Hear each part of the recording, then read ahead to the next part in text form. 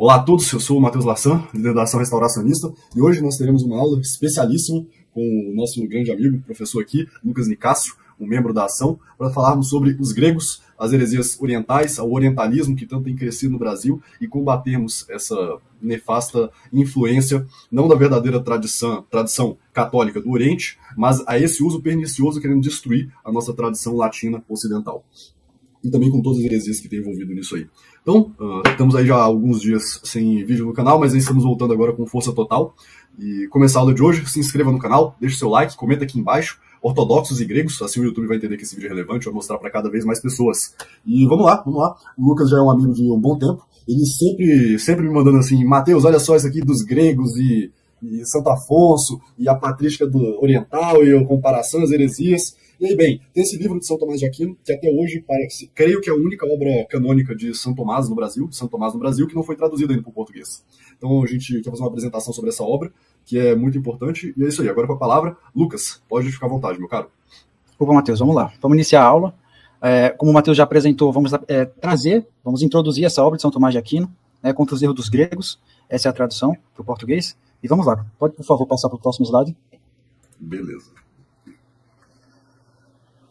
Essa aula vai ser dividida em 5 pontos, né? Vamos apresentar por quê, vamos abordar esse tema, vamos dar o contexto histórico do grande cisma do Oriente, vamos explicar por que São Tomás escreveu a obra, vamos falar um pouco do mérito dessa obra, e também vamos dar as considerações finais. E aí a gente encerra, vai concluir essa conferência. Por favor, pode passar.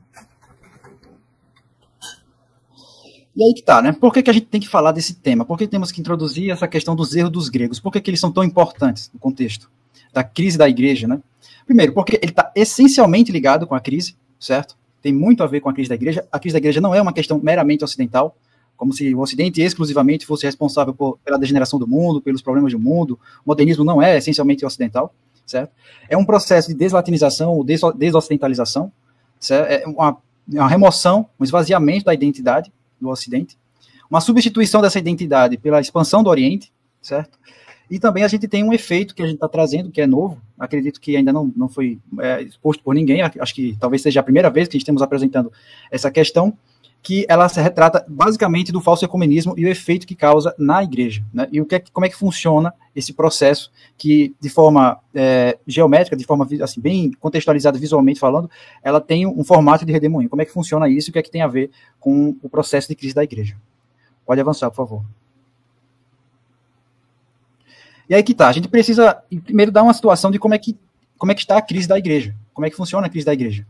E aí eu precisei fazer uma analogia bem simples para a gente conseguir compreender a questão da crise e a gente avançar melhor, que é o seguinte, a gente tem que pensar que uma história, né, tem que pensar em uma história em que havia uma cidade antiga, ela é uma cidade muito, muito grande, ela é uma cidade próspera, uma cidade independente, que ela tem uma autossuficiência, ela nunca precisou ninguém dessa cidade nunca precisou sair dessa cidade para fazer qualquer outra coisa, buscar recursos, construir uma cidade para si, não, porque a cidade ela sempre foi próspera, ela sempre foi independente, ela sempre foi coesa, muito bem ordenada, muito bem organizada, uma estrutura hierárquica muito boa, então não precisaria fazer nada fora dessa cidade, tudo que precisavam era estar dentro da cidade.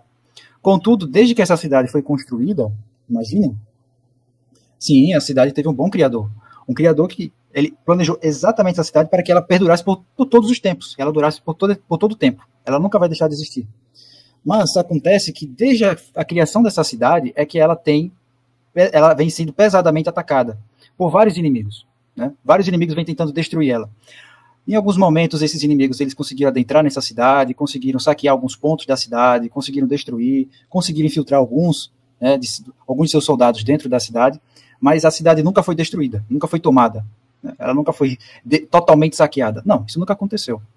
Contudo, acontece em determinado momento que as pessoas dentro dessa cidade, elas começam a morrer, a padecer, a adoecer e morrer. De uma forma, assim, muito, muito expressiva. As pessoas, assim, começaram a ficar espantadas o quão grave estava ficando a situação de tantas pessoas morrendo e adoecendo. E começaram a se preocupar com isso, investigar o porquê que estava acontecendo. O que é que acontece? De fato, os poços foram envenenados. Os poços da cidade foram contaminados. E as pessoas que estavam bebendo da água da cidade estavam adoecendo e morrendo. Só que aí, em meio a esse caos, eles precisaram recorrer à autoridade da cidade. As autoridades da cidade foram procuradas, foram solicitadas a elas que tomassem alguma medida. Só que essas autoridades não estavam fazendo muito caso disso. Não estavam muito preocupadas em realmente identificar o que aconteceu, quem são os responsáveis por envenenar os poços, ou descontaminar os poços. Não estavam muito preocupados. Então foram recorrer ao rei da cidade. Só que aí o rei, ele está diferente. Agora ele acaba de lançar uma nova lei para toda a cidade, em que os inimigos que estão sitiando essa cidade há muito tempo, eles não são de fato inimigos. Eles são amigos. Que os moradores da cidade é que são os verdadeiros causadores da guerra. Então, para acabar de fato com essa guerra, eles teriam que aceitar esses inimigos que estão sitiando a cidade, cercando a cidade. Tem que abrir os portões, deixar esses inimigos entrarem, abraçar eles, conviver com eles, se adaptar aos gostos deles e perder essa identidade que a cidade tem, que é própria dela, os costumes, as suas leis, a sua hierarquia, a sua estrutura, tudo isso vai ser abandonado em detrimento do inimigo que está cercando essa cidade. E aí começa uma guerra civil. Por quê? Porque alguns dizem, não, se ele é o rei, devemos obedecer ele totalmente. Não importa se ele diz que é para abrir os portões ou fechar os portões, não importa. É o rei, tem que ser obedecido. Outros dizem não pode ser obedecido, porque todos os reis que governaram essa cidade nunca ensinaram isso. Pelo contrário, sempre disseram que não era para ninguém fazer amizade com quem está fora da cidade, não é para a gente aceitar os que estão fora da cidade. Se quisermos aceitar eles têm que se submeter à autoridade da nossa cidade. Eles têm que se render a nós. Eles não podem simplesmente entrar e a gente aceitar que eles vivam do jeito deles aqui. Eles têm que viver de acordo com o nosso jeito, com quem nós somos, com o que nós aprendemos. E há outros que disseram assim, não, ele é rei. Mas acontece assim, que nem tudo que esse rei fala a gente tem que obedecer. Como no caso de abrir os portões. A gente vai resistir a algumas ordens desse rei. Senhores, essa analogia, ela é basicamente a crise da igreja no Concílio Vaticano II. A cidade é a igreja católica, certo? Os poços é a doutrina que foi contaminada por aqueles que se infiltraram na estrutura da cidade, na estrutura da igreja. O povo somos nós, os leigos. Nós procuramos as autoridades para resolver o problema da apostasia, certo? O problema dos escândalos que estava acontecendo nas liturgias, nas missas, mas não estava sendo resolvido.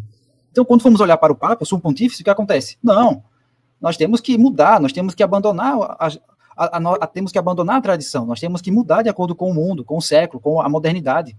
Nós temos que tolerar aquilo que nós sempre resistimos, que nós sempre nos opomos, que é o modernismo, as heresias, os cismas que nós combatemos há séculos. Nós temos que deixar isso de lado, nós temos que concordar com isso tudo. Então, em frente a essa crise, nós vemos que não há um verdadeiro rei, um verdadeiro papa. Há um impostor no lugar. Então, a única solução, de fato, é compreender essa questão, certo? E se posicionar corretamente, que é o posicionamento sedevacantista. O posicionamento católico é o posicionamento sedevacantista, do qual fala que um papa não pode ensinar heresia. E é basicamente esse o contexto. Nós vivemos numa situação exatamente análoga a essa história. Então, passada essa questão da apresentação da crise, exatamente, não é uma questão de opinião, é um fato. A gente primeiro tem que identificar os inimigos, saber qual meio combativo a ser empregado, e aí sim estabelecer a nossa postura, a postura sedevacantista. Então a gente compreende toda essa questão da crise, olha para a doutrina e vê que o posicionamento correto é o sedevacantista. Pode falar, Matheus. Antes de passar para o próximo slide, um pequeno comentário. Os inimigos da igreja viram que, por mais que a cidade estivesse sitiada, por mais que o ataque de fora para dentro causasse alguns danos, a cidadela, que é a cidade dentro da fortaleza, também aí representada pela parte mais alta, que tem uma fortaleza própria, essa aí não caía. E o único jeito de derrubar a cidadela é entrando na cidadela, fazendo uma nova cidadela que tem a aparência da cidadela antiga, que tem a casca da antiga igreja, sendo uma nova cidadela, um novo governo. Algo que não pertence a isso. Justamente para quê? Para iludir os moradores dessa cidade, para pensar que quem é o Papa, na verdade não é. Isso não é uma questão de opinião. Ah, eu acho que ele não é rei. Eu acho que esse aí é um falso clero. Mas se você não acha, então é uma questão de opinião. Você tem o seu rei, eu tenho o meu rei. É o liberalismo. É quase a laicização da verdade católica, da religião católica. A coisa ela é aquilo que é e ponto, acabou. E essa infiltração da igreja, que é o que eu quero dizer para concluir aqui a minha fala, ela não começou no Vaticano II. O Vaticano II foi a tomada da cidadela. A preparação para o ataque vem de séculos. Dá para se dizer que ela começou depois de que Cristo subiu aos céus. Não demorou ali muitos anos, já tinha gente tentando comprar ordem, já tinha infiltrado, gente que proclamava heresia. Agora, essa versão moderna que culminou no Vaticano II é uma revolução aí que, na sua fase mais próxima, tem aí 200 anos, na fase um pouco mais distante já tem 500, 700 anos. E hoje nós vamos estudar com o Lucas uma preparação para a crise na igreja latina que começou há 1000 anos. O cisma do Oriente, a separação com as igrejas, o cisma das igrejas orientais, foi um processo que concluiu em 1054, quando o Papa e o Patriarca de Constantinopla se excomungaram mutuamente, saíram do Papa, etc. ali é o marco simbólico, mas já era um cisma que vinha se construindo desde muito antes. Então você veja como é o inimigo, separa o Ocidente do Oriente, separa a verdade da aparência da verdade, separa o bom, vai separando tudo, e depois vai tentando reconstituir já de uma forma errada. Então separa o clero da doutrina, e depois cria um novo clero com uma nova doutrina, com a aparência do clero antigo, com a aparência da doutrina antiga. E assim vai o processo revolucionário de tomada da Igreja Católica. É isso que eu tinha para dizer, Lucas. Perfeito. Você vê o Concílio Vaticano II é a consolidação, né? Uma consolidação. E ali já é, de fato, cada um repartindo ali os seus espólios, né? Ali já é uma distribuição dos seus espólios, mas muito antes do Concílio Vaticano. Mas o Concílio Vaticano II é esse marco, né? Da modernidade, mas vem muito tempo antes. Muito bom, Matheus. Pode passar, por favor, o slide. E aí vem... Opa, não, antes desse, isso. E aí tem, agora sim, vai começar, para compreender, a deslatinização, certo? É uma estratégia muito antiga. Quem abordou de uma forma muito bem específica, muito bem assim, detalhada esse ponto, foi um escritor não recomendado pela Igreja, né, Maquiavel, numa obra que não é muito conhecida, uma obra que é o Discurso sobre a Primeira Década de Tito Livio, que ele fala justamente que para você destruir um povo, você precisa primeiro destruir a língua desse povo. Porque a língua, ela tem uma importância muito grande, né? Porque ela liga você com o passado. Ela liga você com seus antecedentes, né? Você com seus ancestrais, com aqueles que geraram, que formaram a sua família, por exemplo. Você precisa da língua para você compreender a sua história. E destruindo a língua, você destrói basicamente a identidade do povo, e era exatamente isso que ele escreveu. Então a gente vê que um processo de tirar o latim da liturgia é um processo muito bem pensado, né? Uma estratégia muito bem pensada, porque quando você tira o latim da liturgia, você tira toda a história por trás, toda a construção ali, todo o propósito, toda a essência de existir ali. E a gente vai ver mais na frente a importância do latim na igreja. Não é uma coisa folclórica, não é algo do passado, algo simbólico, um antiquário, algo que é bonitinho de se ver, bonitinho de falar, e aí todo mundo ali vai participar da missa em latim, eba, oba, salve Maria, depois vai embora. Não é isso. É muito mais. É o dia a dia. O católico usava o latim no dia a dia, nas orações, nas meditações, entende? É uma coisa assim que vem do próprio católico. A essência do católico é o latim também. A língua católica é o latim. E a gente vai ver isso mais na frente. A importância de como deslatinizar o Ocidente é tirar justamente essa ponte que o Ocidente tem com a igreja. Porque a gente está falando do latim no sentido pagão, que foi destruído pela igreja já. O paganismo foi destruído pela igreja, quando ela destruiu as obras, os livros, os templos, e fez a nova era cristã, digamos assim. O que a gente sabe do paganismo hoje é o quê? É uma conjectura. Não se sabe exatamente como é que se vivia um pagão em Roma, um pagão na Grécia. É conjectura. Agora, por quê? Exatamente, ser católico não é inovar nada, é fazer aquilo que nos foi transmitido por Cristo por meio dos apóstolos. É exatamente isso. Não é inovar, é manter aquilo que foi ensinado. É preservar aquilo que foi ensinado. A gente poderia... exatamente, a importância do latim, a gente vai ver exatamente a importância de resgatar o latim na sociedade. Porque é muito importante que o católico saiba latim, não por uma questão de saudosismo, uma questão de passado. Muito, muito além disso. Muito além. Pode passar, por favor? E aí que a gente vai juntar essa questão da deslatinização, certo? A gente vai usar esse exemplo. Todo mundo aqui conhece o Oktoberfest, né, em Blumenau. Só que é um exemplo bem clássico, né? Por quê? Na era do Getúlio Vargas, né, foi a época que também passou ali na Segunda Guerra Mundial, houve aquele cisma, né, com os povos japoneses, os povos alemães, também aqui no Brasil. Então, o que acontece? Foi proibido que os alemães falassem alemão em território brasileiro. Então, nenhum alemão que vivesse aqui no Brasil poderia falar, não poderia usar a língua alemã, seja no seu comércio, seja alguma estampa, alguma coisa na sua loja, alguma placa, não poderia, era proibido, era crime. Então, por ter criminalizado o uso da língua alemã no território brasileiro, o que acontece? Eles pararam de falar alemão e buscaram falar somente português. Isso fazia parte de uma estratégia do Getúlio Vargas de fazer uma nova identidade nacional. Certo? Uma identidade brasileira. Isso até hoje ainda perdura. Tem algumas raízes até hoje do Getúlio.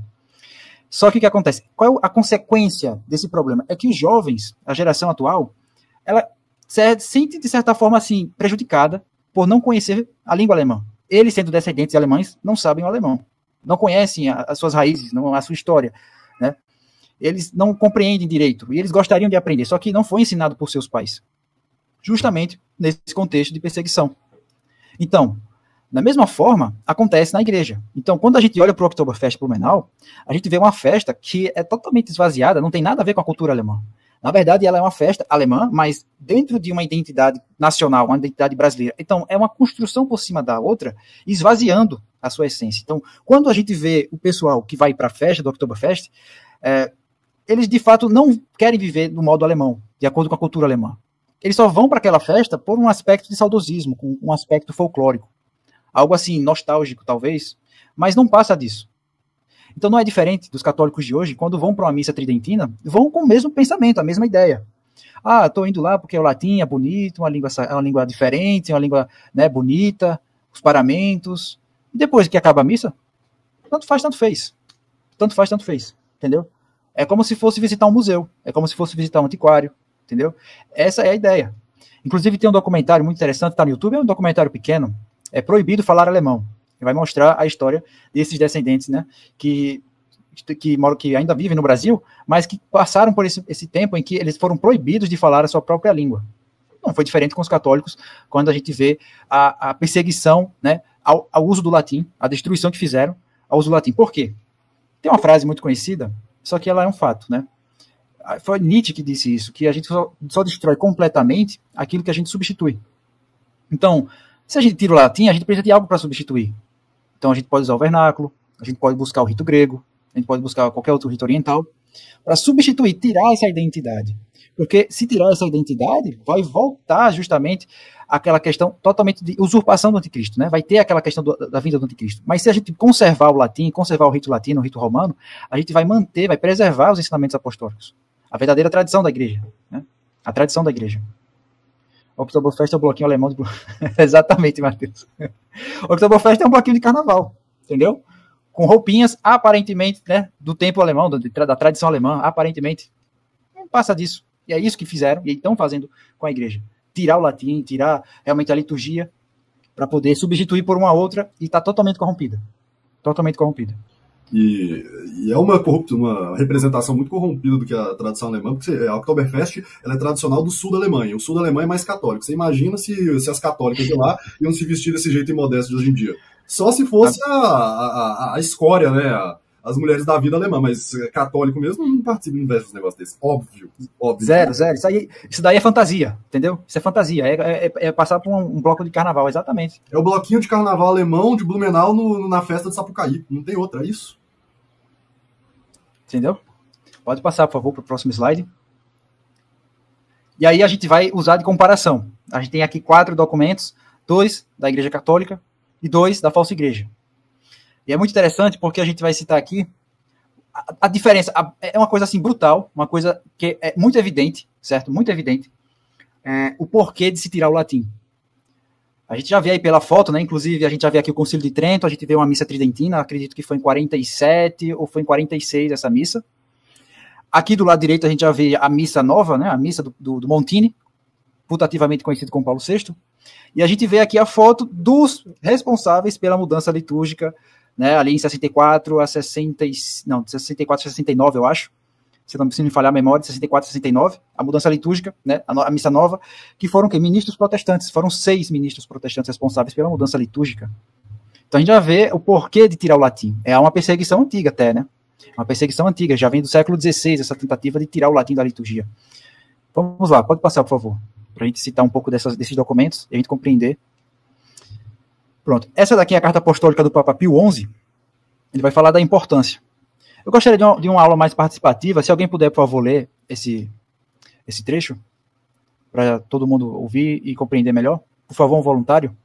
Posto que, mesmo em um leigo que tenha qualquer pretensão de educação, a ignorância do latim, que pode realmente ser chamada de a língua católica, denota indiferença em seu amor pela igreja. Ainda mais, deve todo o clero ser bem fundado e versado no latim.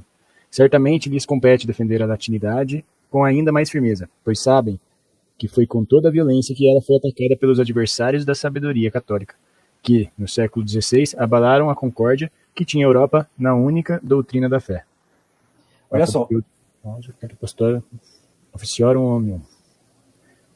Valeu.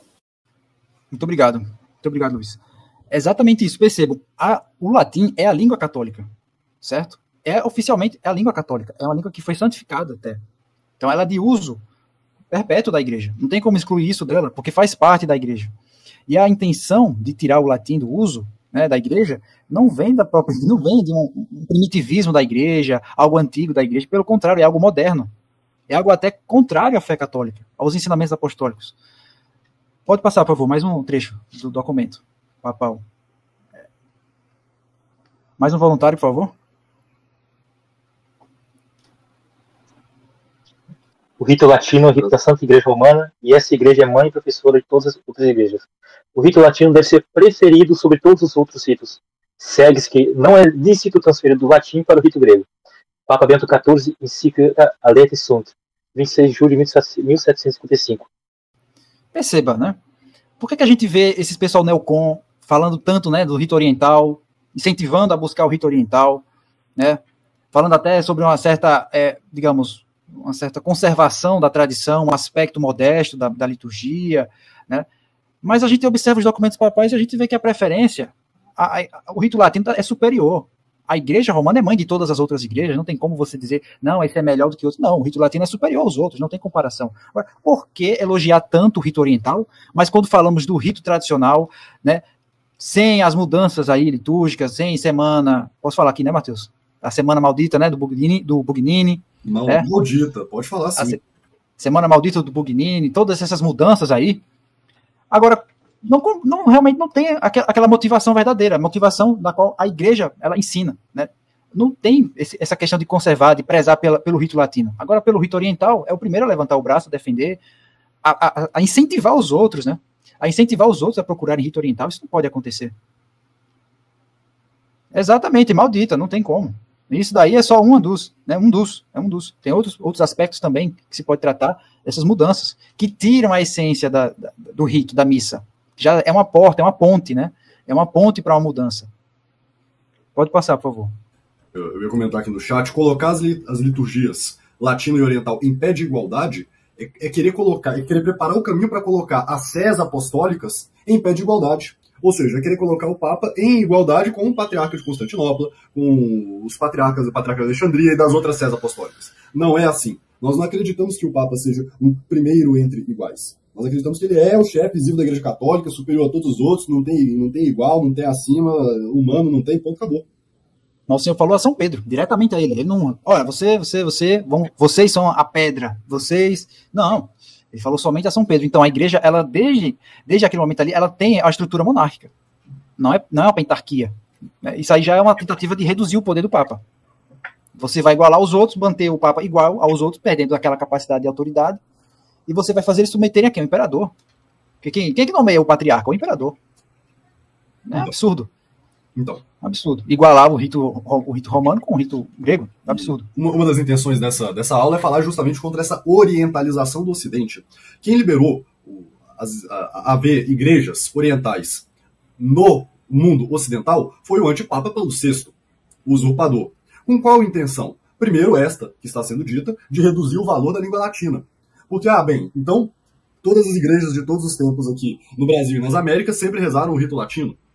Aí você quer mudar da noite pro dia, colocar no vernáculo. Ah, não, mas veja bem, aqui no Oriente já faz assim, então não tem problema fazer aqui. Esse é o primeiro aspecto. O segundo aspecto, no rito oriental, alguns padres orientais são casados.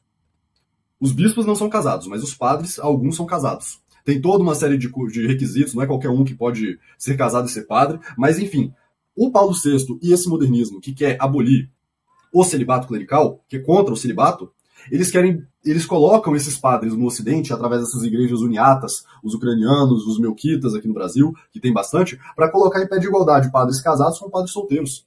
E é um dogma, Concílio de Trento, está lá bem explícito, quem tentar dizer que o celibato é mais um dos estados, seja anátema. O celibato é um estado superior de vida.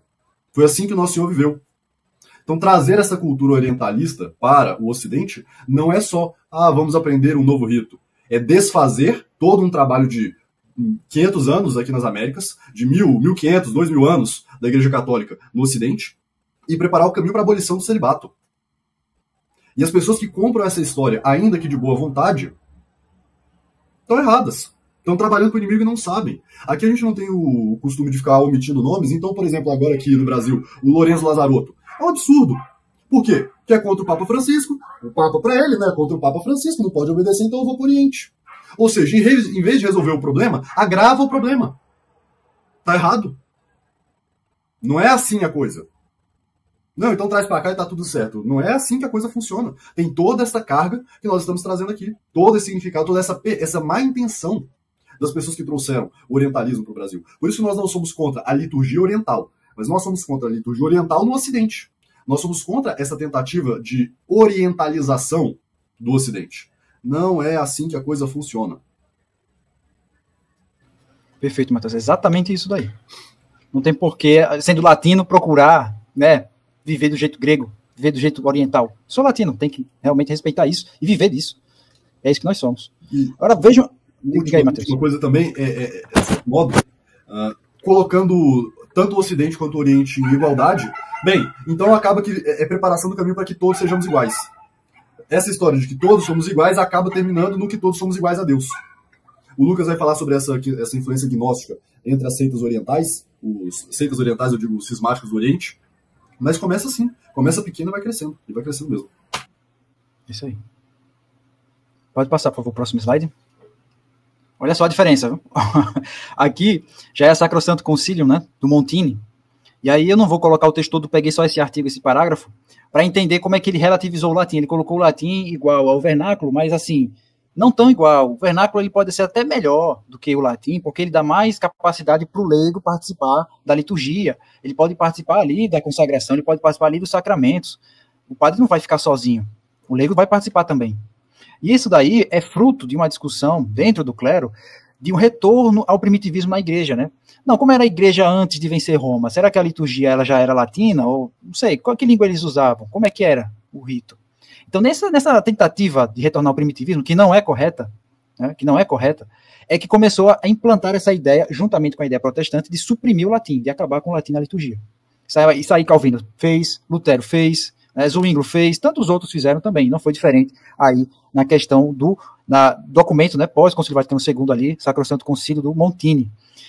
Essa daí eu vou ler. Olha só. Dado, porém, que não raramente o uso da língua vulgar, se é a língua comum, a língua da região, vai depender, se eu tiver aqui no Brasil, português, se eu tiver na Argentina, vai ser espanhol, pode-se revestir-se de grande utilidade para o povo, quer na administração dos sacramentos, quer em outras partes da liturgia, poderá conceder-se a língua vernácula lugar mais amplo, especialmente nas leituras e admonições, ou admoestações, advertências, é um sinônimo. Em algumas orações e cantos, segundo as normas estabelecidas para cada caso nos capítulos seguintes. Ele vai continuar mostrando que agora a língua vulgar ela faz parte da liturgia romana. Ela essencialmente é da liturgia romana. Isso é uma mentira. Olha o resultado aí. Essa imagem daí não foi colocada à toa. Isso aí é basicamente o clero do Concílio Vaticano II. Isso aí é basicamente um inferno. A destruição que fizeram. Não é à toa isso. Isso aí todo mundo odeia, né? É difícil ver hoje em dia alguém que defende Bergoglio, mas tá aqui. Não tem problema não.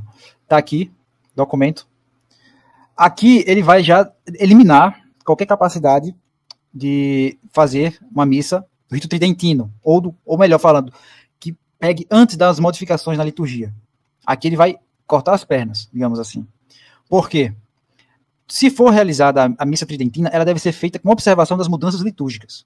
E deve ter autorização do bispo. Né? O bispo deve autorizar. E se tiver grupos nas dioceses que elas de algum modo fomentam a missa tridentina, ou é realizada a missa tridentina nesses grupos, eles devem ser totalmente acompanhados, eles devem ser acompanhados integralmente, a fim de que eles não possam descumprir as mudanças feitas pelo Concílio Vaticano II. Isso daí, inclusive, ele cita numa entrevista que a razão dele ter feito a Traditione Custodes foi para que ele resolvesse o cisma, entre aspas, de Monsignor Lefebvre. É justamente isso, para acabar com qualquer grupo que cismasse com a falsa igreja e fizesse a missa tridentina. É basicamente isso que ele quis fazer. Isso daí já é bem conhecido, né? Então acho que todo mundo já entende que o Bergoglio odeia qualquer coisa relacionada à missa tridentina, Concílio de Trento, os santos da igreja, os santos doutores, ele odeia isso. E nesse documento aí vocês vão perceber que não é diferente aí, quando ele exalta novamente a língua vernácula e ele ainda suprime ao ponto de realmente impedir o uso, como posso dizer, a celebração da missa tridentina. Ele proíbe. Agora, a missa do Xaralabaluia, né? Pode. Né? Renovação carismática, fazer missa da macumba, missa sertaneja, missa da capoeira, missa do vaqueiro, isso aí pode. Né? Agora, não pode fazer a missa tridentina. Não pode. Missa no Circo, né? Já é antiga essa daí, já vem do pontificado de Pio XII.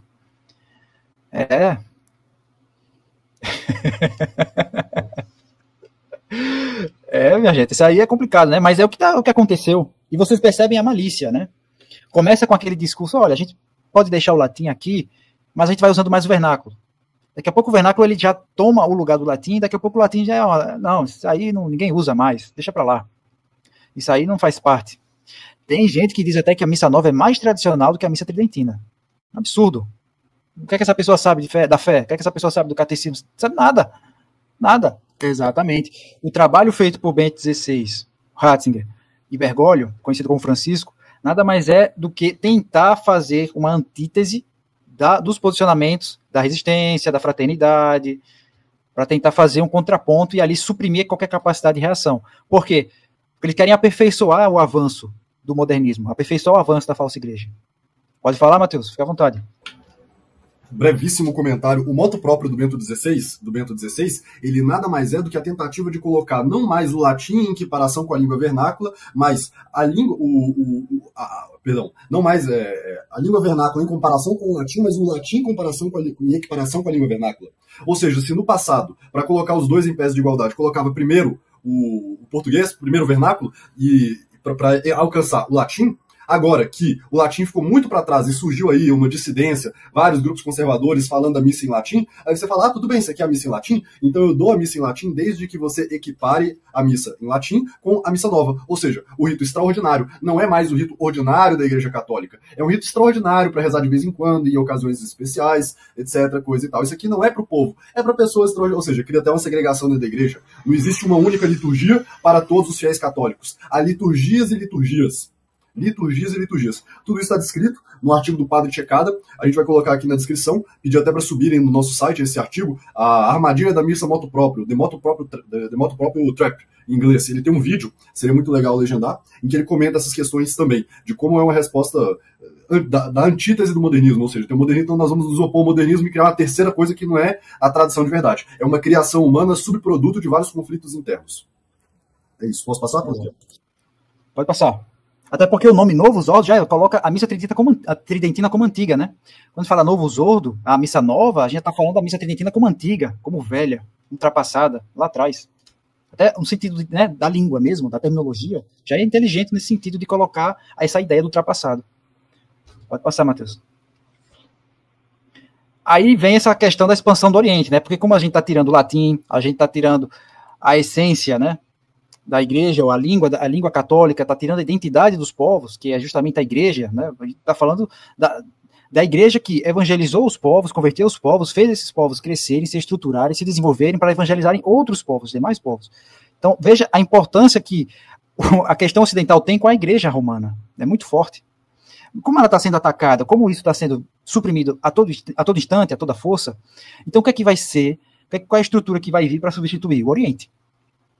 E aí a gente já tem essas figuras aqui, já são, né, fregueses da casa, a gente já trabalhou com essas figuras em alguns vídeos, a gente já falou sobre Duguin, Viganò, o falso Frei Tiago, o Don Williamson, e toda essa questão aqui da ligação que eles têm entre eles mesmos, né, a ligação que eles têm, cuja ideia vem do Duguinismo, né, a expansão ali da gnose, a relação que tem também com a igreja dita ortodoxa, né, principalmente o patriarcado russo, a ideia da Rússia, a Terceira Roma, a Cabala também está muito presente, né, a gnose, e o protestantismo também, que é uma forma oriental, né, de se compreender o cristianismo, de se compreender os ensinamentos da igreja.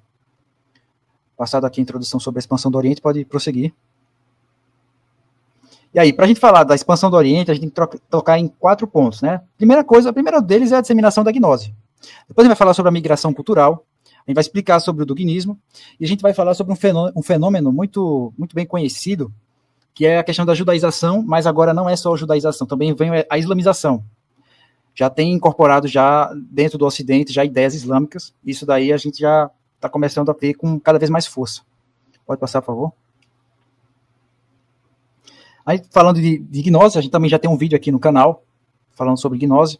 Começa com Gênesis 3, a tentação do homem, né, o pecado original, a questão da bifurcação da serpente, porque a gente tem a questão da gnose em um sentido, né, uma natureza panteísta e uma natureza propriamente dita gnóstica, né, ou seja, a ideia de que a matéria ela é divina, então, é o panteísmo, e o sentido que a matéria é má, Então já seria a gnose seu segmento próprio, né? Então a gente vê que dessa bifurcação, assim como existe na língua da serpente, é nessa ideia de corromper a religião, de parasitar a religião e corromper ela. Então o que é a gnose? Em resumo, a gente pode citar que a gnose é o coração de todas as heresias, e ela é o parasita da humanidade porque, de fato, ela está presente tanto nos tempos da Antiga Aliança, como também na Nova Aliança, quando a gente vê várias formas de gnose, até mais fortes do que na Antiga Aliança. E a gente já pode reconhecer que toda heresia tem algum aspecto gnóstico, tem alguma linha gnóstica nele. Então, ao falar de gnose, a gente também tem que lembrar Santo Irineu, Santo Hipólito, Santo Epifânio, são grandes santos que estudaram e sistematizaram, certo? Para refutar, para destruir a gnose. Eles compreenderam que as heresias elas eram estruturadas, criadas, montadas a partir da gnose. Inclusive, São Paulo Apóstolo cita em uma das suas cartas a Timóteo, justamente de uma certa ciência que causava a apostasia, um certo conhecimento.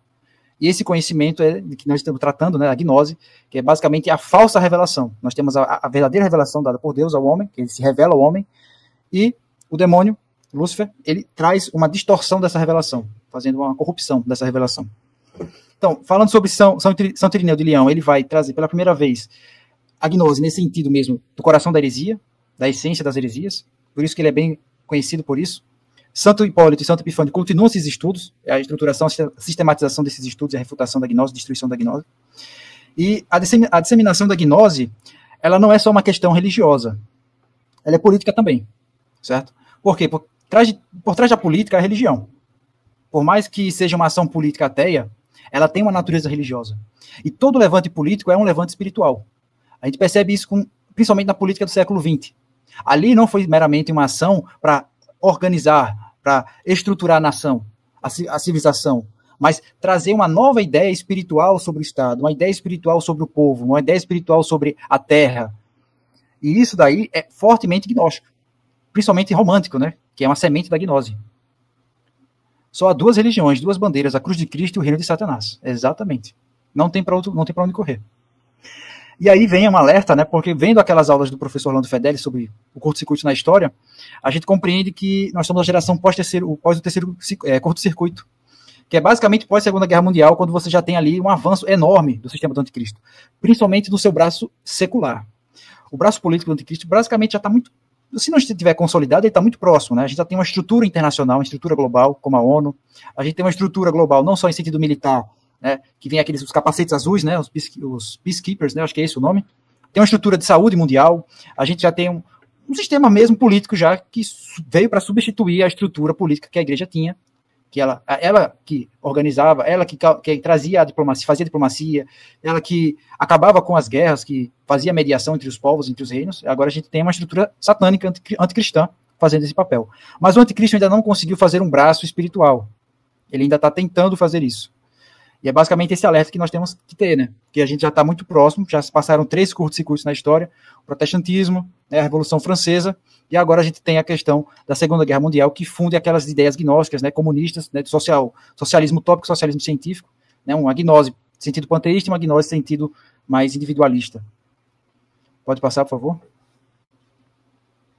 E aí vem a questão da migração cultural, que é, se você tem uma civilização que não tem língua, não tem família, não tem um governo ordenado, não tem um exército forte, não tem nenhum respeito, valor à moral, não sabe a cultura da sua região, do seu povo, não entende o que é um território, propriedade privada, não tem a fé católica, então esse povo não tem identidade nenhuma. Não tem identidade nenhuma. Até porque se não tem a fé católica, certamente vai perder todo o resto. Então você tem a sucumbência do Ocidente. Só que aí as pessoas se preocupam em recuperar essa identidade. Não é à toa que tem o Neocon, não é à toa que vem esse pessoal aí da nova direita, que tenta, entre aspas, resgatar uma identidade que está sendo deturpada, destruída. Só que aí a gente vê que eles vão utilizar de uma nova referência. Uma referência de civilização, que é a Rússia, e todos os seus aliados, né? A gente vê muito essa questão de que a Rússia é uma nação que ela respeita o sistema globalista, ela não respeita a ONU, ela não respeita a OTAN, ela não respeita os países ocidentais, Estados Unidos, a China. A China está expandindo a sua economia, ela está crescendo, ela cuida dos seus cidadãos de uma maneira que o ocidental não cuida mais, né? O governo ocidental não cuida mais. O Irã né, muito do Irã. Então, é uma perspectiva, daqui a pouco os caras vão estar defendendo Coreia do Norte, né, e daqui a pouco vai dizer que, ou seja, é uma migração cultural, as pessoas estão buscando referências nesses países degenerados, tão degenerados quanto, que isso é uma ilusão, achar que são países que são tradicionais, que conservam a fé, que tem uma postura combativa, não tem isso, a gente vai entender um pouco mais à frente. E aí tem uma nova referência de religião, é por isso que vem aquela questão das mídias sociais, a gente vê muita aquela propaganda, né, favorecendo os ortodoxos, favorecendo os cismáticos gregos, favorecendo que eles preservam a tradição, eles preservaram a doutrina, eles têm uma estrutura eclesiástica que não se tem mais no Ocidente. Então eles são agora a referência de religião. As pessoas estão buscando agora as igrejas ortodoxas, os cismáticos gregos. As pessoas não estão mais preocupadas em buscar o rito latino, não estão mais preocupadas em restaurar a igreja, querem ir para a igreja ortodoxa. Igreja, né, entre aspas. E aqui a gente também tem uma nova referência de cultura. Porque se nós estamos falando de povos eslavos, né, dos russos, se estamos falando desse pessoal, a gente está falando justamente de um povo que foi helenizado, ou seja, uma cultura grega muito forte, mais do que a latina. E aí vem essa questão da cultura grega, os ensinamentos gregos, a gnose oriental, muito presente nos filósofos gregos. Platão que o diga, né? Talvez ele tenha sido até um dos pais, ou o pai da gnose, muito, muito gnóstico, Platão. E nós também temos aí uma questão, aí já afeta não muito os homens, mas principalmente as mulheres. O romantismo asiático é uma forma também de migração cultural. Eu não sei se, eu acredito que já deve ter ouvido, né, que não, os filmes asiáticos, eles têm mais pudor, modéstia do que os ocidentais hoje em dia. Ora, se você consome romantismo, se você lê romantismo, você está consumindo sim, em um grau, né, prejudicial, não que exista um grau saudável, mas é totalmente prejudicial, o romantismo, porque é uma semente gnóstica. Inclusive, por exemplo, vou aqui dar um contexto assim para vocês. O que seria a Revolução Francesa se não fossem os românticos? Por que não teve combatividade do rei francês contra os revolucionários franceses? Né? Por que ele não combateu, não procurou extinguir o mal? Totalmente, integralmente. Porque ele foi educado de acordo com material romântico, literatura romântica, ópera, música clássica, dando a ideia para a aristocracia de que não há pecado original, emasculação da população. Exatamente. Não há pecado original. A mulher perfeita, o homem perfeito, o cenário perfeito. Isso tudo é uma construção para tirar das pessoas o verdadeiro foco. Qual é a essência do relacionamento? Qual é a essência do casamento? As pessoas não sabem mais. Acha que é o oba-oba, felicidade, amorzinho para lá, amorzinho para cá. Não é isso. E aí as pessoas consomem isso de um grau absurdo. Principalmente no Brasil, né? Eu acho que é um dos países que mais consome dorama. E a gente vem aí a Sharia islâmica. As pessoas agora estão começando a elogiar a legislação islâmica, né? Não, porque os muçulmanos, eles são mais radicais no combate à corrupção, no combate à usura. Eles são muito mais radicais do que o ocidental. A gente tem que aprender com eles, tem que usar os muçulmanos como referência política. Peraí. Não tem sentido buscar referência política, cultural, civilizacional fora da doutrina da igreja. Por que eu vou procurar aquilo que a igreja ensina? A igreja tem de tudo para a gente aprender. Por que eu vou buscar fora da igreja? Não, mas é para colocar para dentro da igreja, para a gente conseguir adaptar. Isso é dialética. E na dialética a gente só perde. Porque a dialética é uma oposição na qual ela não exclui o elemento oposto. Ela absorve. A oposição da dialética é para absorver os elementos do oposto, mas não para excluir. Esse é o perigo. E é isso que não pode acontecer. Então veja aqui, qual é a referência, né, hoje no mundo ocidental? É difícil encontrar. Aí tem que procurar muito bem. A promoção da Sharia é a antítese desse romantismo barato. Exatamente. É antítese. Tudo um processo dialético. Tudo isso aí é um processo dialético. Por isso que lá na frente, quando for falar sobre o redemoinho, vocês vão conseguir encaixar melhor essa questão da dialética. Vocês vão entender o posicionamento do que entra, do que sai, a falsa oposição. E o problema é esse. Para resolver a crise é não fazer dialética. E esse está o problema, que é a dificuldade que se tem. Qual é a ação hoje católica que não faz dialética? Bom, nós não fazemos. Então, até o momento da ação, a ação restauracionista é a única que não faz dialética. A única. E esse é o segredo para vencer. Não fazer dialética. Não dialogar com o diabo. Não juntar as ideias contrárias à igreja. Por que eu vou aprender com os de fora? Eu tenho tudo que eu preciso aqui dentro. Na doutrina. Então, veja o perigo da migração cultural. As pessoas agora estão começando a se alimentar de tudo que vem de fora. Né? Não sabe mais o que é ser, de fato, um brasileiro. O ser ocidental, no sentido mais amplo, pegando todos esses países, os continentes, né? Não sabe o que é ser ocidental. Não sabe. Pode passar, por favor, o próximo.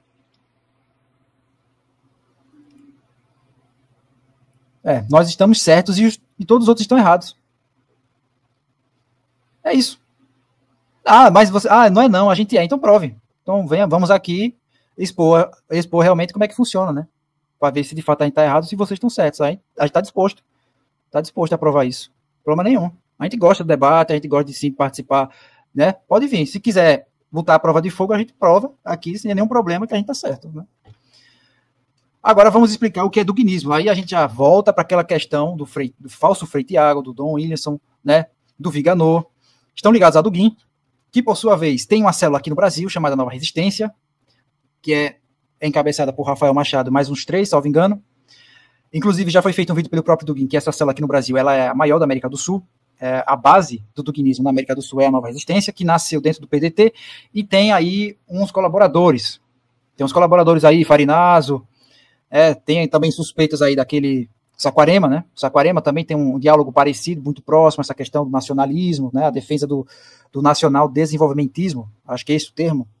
É uma coisa que se encaixa também muito bem na Nova Resistência, no duguinismo e etc. As outras imagens aqui que vocês estão vendo é o Putin, né? Com o Wojtyla, com o Bergoglio, com o Ratzinger. Veja que o Putin, ele, assim como qualquer outro presidente aí, ele não age só. As ideias não vêm dele. Nenhum presidente. Olha pro Biden. Você acha que o Biden tem capacidade de comandar? Você acha que a ordem que emana ali da presidência é dele mesmo? Ou ele recebe aquela ordem e aplica? Bolsonaro, por exemplo, você acha que, olhando para o Bolsonaro, você acha que o Bolsonaro tem capacidade de comandar algo? O Lula? Né? Trump? Não. Claro que não, são bonecos, títeres. Né? Não fazem nada, eles obedecem. Agora, não é diferente com o Putin. Putin, ele obedece uma agenda na qual ele é obrigado a fazer, ele é impelido a fazer. E aí a gente vê também a aproximação dos gregos, já antiga. Eu já vou até adiantar, o falso ecumenismo, ele não é ocidental, ele é oriental. Essa reaproximação com as diferentes religiões, diferentes crenças, não é algo ocidental. É algo oriental e que vem para o Ocidente. E aí os ocidentais começam a usar isso e começam a ganhar como se fosse a identidade deles, né? Começam a usar como se fosse deles. Mas não é do Ocidente, vem do Oriente. E a gente vê aí eu já lembro, né?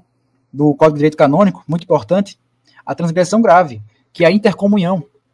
Algo que é recente, né? Paulo VI, aí, o Montini e tantos outros que favorecem a intercomunhão. Ou seja, não tem problema você comungar ou dar a comunhão para um cismático, para um herege.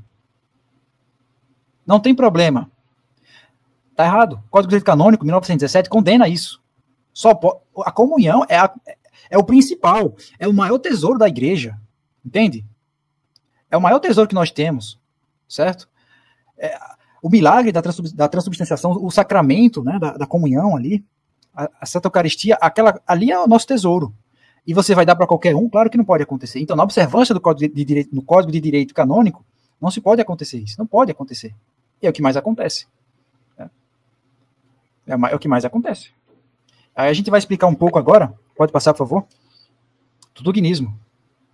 Falar sobre o Dugin renderia muitas aulas sobre, porque ele é de uma estratégia muito, muito ampla, ele quer globalizar, ele quer fazer uma ação global. Então, para você trabalhar com o duguinismo, você tem que realmente preparar umas aulas propriamente só para ele, entende? Então, como a gente quer dar uma aceleradazinha para realmente tratar de tudo aqui, principalmente a questão da obra de São Tomás, a gente vai dar uma geral, que é o quê? O Dugin não tem formação filosófica, isso é reconhecido por vários até que são, de certa forma, unidos a ele. É isso aí. Não é assim, até aqueles que estão, de certa forma, unidos a ele reconhecem que ele não tem uma boa base filosófica. Ele tem uma boa base retórica, mas a base mesmo dele é antimodernismo e gnosticismo. E é a razão dele fazer a ação política dele, porque ele quer reunificar o mundo pela gnose. Talvez seja uma próxima renascença, mas ela está totalmente alinhada com a gnose. Totalmente. Tudo unificado pela gnose. Então, é um projeto de ação global que visa concentrar o poder político, e aí esse poder político é o coração, né? O seu coração é na Rússia, por isso que a gente fala do Dugin, do Viganò, do Williamson e do falso Frei Tiago, porque todos eles têm o mesmo discurso, que a Rússia, ela é a protetora do Ocidente, ela que vai abarcar, ela que vai proteger o Papa, ela que tem estrutura financeira para proteger a igreja, dela que vai vir a salvação do Ocidente, vai combater degeneração, combater modernismo, vai fazer frente com um monte de coisa. Papo furado. O que foi que Nossa Senhora falou na aparição de Fátima? Que a Rússia vai espalhar os seus deuses para todo mundo. E é isso que a gente tem feito. Não se trata somente do comunismo. Não é só o comunismo. mas sim do gnosticismo que vem dos gregos, que se alojaram na Rússia, e depois da Rússia vem toda uma série de ideias, inclusive o comunismo, né, que é o mais utilizado, mas não é o único. Até hoje a Rússia está fazendo esse trabalho em prol do anticristo. E as pessoas acham que a Rússia é a salvadora, né, da humanidade. Então, a Rússia, ela vai ser o coração da nova era espiritual. E aí pode passar que esse é o mapa, esse aí eu vou até passar um pouquinho mais de tempo. Esse mapa daí é um esboço, lógico que não é o plano de ação do Dugin, mas é um esboço de como se dá a estratégia dele. A estratégia dele é concentrar o máximo possível de oposição ao globalismo, ao modernismo, em países de terceiro mundo, que ainda tem, de certa forma, uma raiz espiritual, católica, protestante, alguma coisa nesse sentido. O importante é que tenha religião, ninguém pode ser ateu, tá? Importante ter alguma religião. Concentrar isso o máximo possível no terceiro mundo, fazer dos Estados Unidos a cabeça do globalismo, unir todos eles contra os Estados Unidos, que seria a imagem, a representação, né, do modernismo ocidental, e a partir disso trabalhar com a unificação, não das religiões, mas da gnose nas religiões. Isso é que dá o sentido da unificação religiosa e da unificação também de política. E aí tem um trabalho que é muito interessante, mas muito perigoso, que é sobre a questão dos países que mais influenciam malignamente a humanidade. Se não me engano, são 7 países, inclusive eles, a Rússia, né, que sempre tiveram uma forte atuação maligna sobre a civilização. E nesse esboço, esses países fazem parte, né?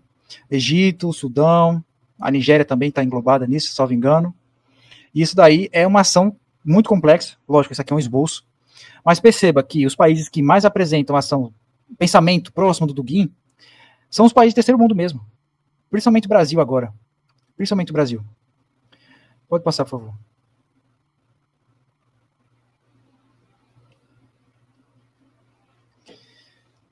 E aí tá, essa questão da fraude, né? A gente fala, ou escuta muito da da moral judaico-cristã, a cultura a cultura grega e o direito romano, né?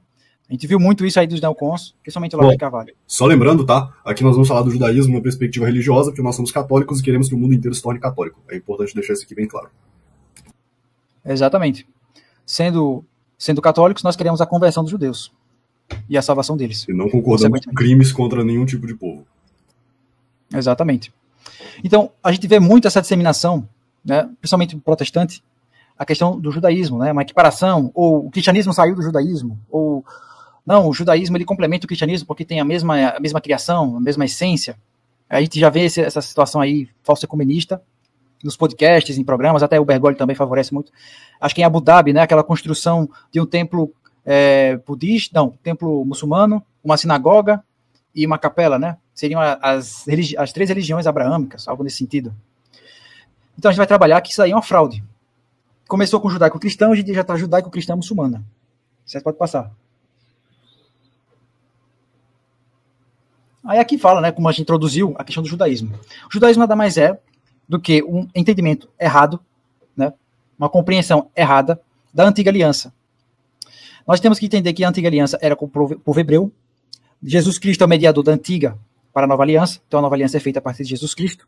E na nova aliança nós temos a igreja católica. Então, todos os povos, inclusive os judeus, para serem salvos, eles precisam se converterem à igreja católica. Esse é o ensinamento que a igreja sempre fez, sempre ensinou. Isso aí é algo claro, cristalino, puro, como a água é, né? Muito, muito transparente. Isso é muito transparente. Então, o que seria o judaísmo? Seria a compreensão farisaica sobre as leis, a revelação de Deus, o Antigo Testamento. Santos apóstolos combateram isso, nosso Jesus Cristo combateu os ensinamentos farisaicos.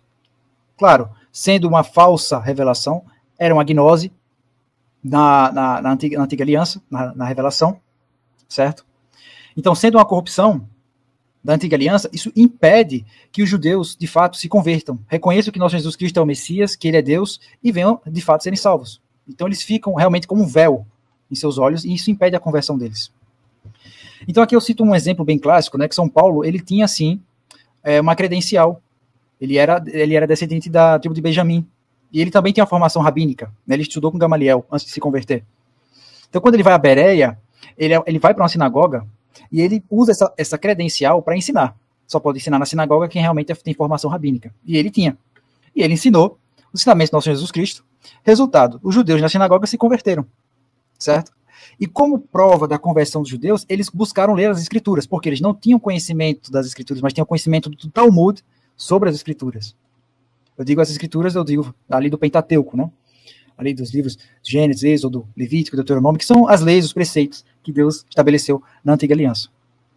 E ali tem a questão de que, assim, se o judeu ele entendesse de fato a Antiga Aliança, visse a Antiga Aliança do modo limpo, né, digamos assim, sem a corrupção farisaica, gnóstica, eles de fato estariam sendo católicos hoje. Seriam católicos hoje, entende? Nesse sentido, assim, muito mais genérico, né, deu um salto aqui, mas é assim, o que impede eles, de fato, serem católicos é justamente essa corrupção que sofreu a Antiga Aliança, que é o judaísmo. Isso daí quem corrobora é o próprio São João Crisóstomo, que ele vai explicar isso. Pode passar, por favor. Ele fala aqui que o cristianismo não veio do judaísmo. O judaísmo é uma perversão do cristianismo. Não é São João Crisóstomo, é Santo Inácio de Antioquia. Eu confundi aqui. Santo Inácio de Antioquia que fala isso. Mas o que é que ele quis dizer? Quer dizer, existia um cristianismo antes, na Antiga Aliança? Você tem que entender que, na verdade, é uma aliança só, mas cujo mediador é Jesus Cristo. Então, quando a gente fala de cristianismo, a gente está falando da mesma coisa na Antiga Aliança. Entende? Então o judaísmo seria a perversão da revelação de nosso Senhor Jesus Cristo, da revelação de Deus. A Igreja Católica é a Igreja de Cristo, não existe outra igreja. Não existe outra igreja. Então, até mesmo pode ser citado que não existiria um cristianismo, porque a ideia do cristianismo hoje é empregada para uma vasta gama de seitas, né, de credos que se dizem cristãos. O que existe é a Igreja Católica, e existem aqueles grupos que rejeitam alguns pontos ou totalmente o que a igreja ensina. Então a Igreja Católica é a Igreja de Cristo, fundada por São Pedro Apóstolo. Inclusive, exatamente, todos os justos da Antiga Aliança hoje seriam católicos. Exatamente. Então, a Igreja Católica é a Igreja de Cristo. E ela é perseguida, tão perseguida, porque o seu próprio fundador, seu divino fundador, também foi perseguido, não seria diferente conosco. Jesus Cristo, que funda a Igreja Católica através de São Pedro. Pode passar, por favor? E aí vem a questão do Islã. É uma questão que isso foi tirado da obra de Santo Afonso Maria de Ligório, a história das heresias e suas refutações. O Islã é uma seita assassina fundada por Maomé, que ele queria trazer todos os árabes para sua crença. E só um título de curiosidade. O símbolo do Islã é uma lua. Você sabia disso, Matheus? A razão de por que o islamismo tem o símbolo da lua? Você sabia? Já ouvi, mas não me lembro. Pode falar. Vai ser quase a primeira vez ouvindo. Porque Maomé, ele era muito perseguido pelos próprios árabes. Não acreditavam nele. Então dizia que para ele ser de fato um profeta, ele teria que fazer um milagre. E Maomé dizia que não era, Deus disse para ele que não era necessário um milagre, era que as pessoas convertessem pela palavra mesmo, não precisaria de milagre. Então as pessoas, como não se convenceram, então ele disse que um pedaço da lua despencou do céu, caiu sobre o seu manto, se prendeu na manga, e aí ele pegou esse pedaço da lua e consertou. Daí vem o milagre de Maomé e vem o símbolo da lua. E vem o símbolo da lua que é utilizado até hoje no Islã. Isso está na obra de Santo Afonso Maria de Ligório. Inclusive, ele tem uma obra só para falar do islamismo. Nesse livro, A História das Heresias e Suas Refutações, ele só vai pincelar para refutar. Mas ele diz que tem uma obra que trata exatamente de toda a história do Islã. Então, o que é o Islã? É uma falsa religião.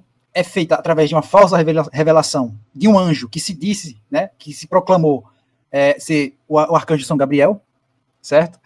E o Alcorão é a escritura dessa revelação, essa falsa revelação, mais preceitos da lei judaica, mais parte das escrituras. Então o islamismo nada mais é do que uma gnose em cima da observância da lei judaica, mais a observância das sagradas escrituras. O islamismo é isso. Então o que acontece? Hoje a gente já teve uma aproximação muito forte da ideia sionista, que é uma aproximação do cristianismo com o judaísmo. Mas hoje, não só o cristianismo com o judaísmo, mas também o cristianismo com a cultura árabe, certo? Com as leis árabes, com o modo árabe de se viver, de entender o mundo, a política árabe. Isso tem entrado cada vez mais, e ao ponto que hoje em dia as pessoas daqui a pouco vão se proclamar, né, dentro de uma moral judaico-cristã, islâmica, muçulmana. Não é difícil compreender isso, quando já não se tem uma identidade, já não tem mais uma aproximação com a igreja, uma civilização ateia, basicamente. A gente migrou do catolicismo para o protestantismo, do protestantismo para o ateísmo. E agora do ateísmo já está chegando para o satanismo, propriamente dito. Certo? Então não é difícil compreender que com essa perda de identidade, essa migração cultural e essa mistura, essa lavagem toda, né, de falsas religiões com o cristianismo, com a doutrina da igreja, vai dar nesse problema aí. Pode passar, por favor. E aqui são os efeitos práticos, né? Qual é a razão de se misturar judaísmo com cristianismo? Qual é a razão de juntar judaísmo, cristianismo e islamismo? Destruir a doutrina católica, causar uma anarquia, porque agora que eu não preciso de igreja, não preciso de autoridade, eu mesmo posso me fazer autoridade, posso fazer Santa Sé em casa, né? Eu posso fazer o que eu quiser. Você perde a identidade dos povos e uma submissão ao sionismo, principalmente o sionismo, por quê? Porque você entende que se o cristianismo veio do judaísmo, então o judaísmo é superior ao cristianismo. O povo judeu ele tem um contato com Deus muito mais forte do que os outros povos. O que é um brasileiro comparado a um judeu em relação à intimidade com Deus? Ora, na cabeça deles vão pensar assim, não, Deus escolheu uma genealogia inteira. Então, eu não faço parte dessa genealogia, então eles são superiores a nós. Aí começa um processo de submissão. Tudo que o judaísmo faz, tudo que o judeu faz é superior, é melhor. Então, daqui a pouco o cara vai se achar um animal, né? Daqui a pouco vai se achar um burro de carga, algo nesse sentido. E como tem uma infiltração do judaísmo, do islamismo, para corromper, para destruir a doutrina católica, você tem a disseminação da cabala e da tarica. Isso daí no Ocidente tem aumentado cada vez mais, principalmente tarica. O Ocidente cresce, assim, é um crescimento exponencial de tarica hoje em dia. Agora, por quê? Porque mescla, junta a gnose, no sentido cabalístico, e a gnose no aspecto, no sentido islâmico. E se funde. E junta e faz essa lavagem toda, essa sujeira toda. Então perceba que é complexo, no sentido que talvez em uma linha lógica, as coisas parecem que não estão totalmente uma atrás da outra, mas elas se conectam num aspecto geral. Pode voltar aí, Matheus, por favor? Que é só para dar a introdução do redemoinho, para compreender todo esse processo. Depois desse slide. Eu passei sem querer, eu quero só dar uma pequena recomendação. A aula do professor Orlando Fedeli sobre o islamismo, que ele vai falar um pouco sobre as raízes judaicas do islamismo, do Islão. Essa aula está disponível em alguns canais, um deles o Apostolado São Lucas, do nosso amigo Dr. Yuri. Recomendo que vocês assistam e, com a graça de Deus, nos próximos anos aí estaremos traduzindo toda a obra do padre Gabriel Thierry, o pseudônimo Hannah Zacarias, sobre o islamismo, de Maomé, de Moisés a Maomé. Estamos aprendendo francês. Uma das principais intenções é traduzir esta obra e, bem, tem que fazer isso enquanto a gente não consegue contratar algum tradutor para fazer todo esse serviço. Mas nós temos um longo projeto aí de planos de traduções para o português. Aí vem o efeito redemoinho. O efeito redemoinho é uma nomenclatura que ainda pode ser alterada, mas ela vai ser muito específica, muito clara, objetiva, para a gente compreender. Porque envolve uma dialética, envolve o paradoxo de Teseu, e esse formato é que realmente dá a entender um redemoinho, né? Por isso que vem o nome dessa teoria, desse efeito. Só para introduzir, o paradoxo de Teseu, ele é um paradoxo, ou uma introdução a um paradoxo, em relação à identidade de algo, de um objeto ou de uma pessoa. Só para vocês compreenderem melhor. É um barco, certo? Que ele é atracado no porto, e se tem a ideia de pegar as peças desse barco que atracou, que são peças velhas, peças que já estão desgastadas, e colocar por novas.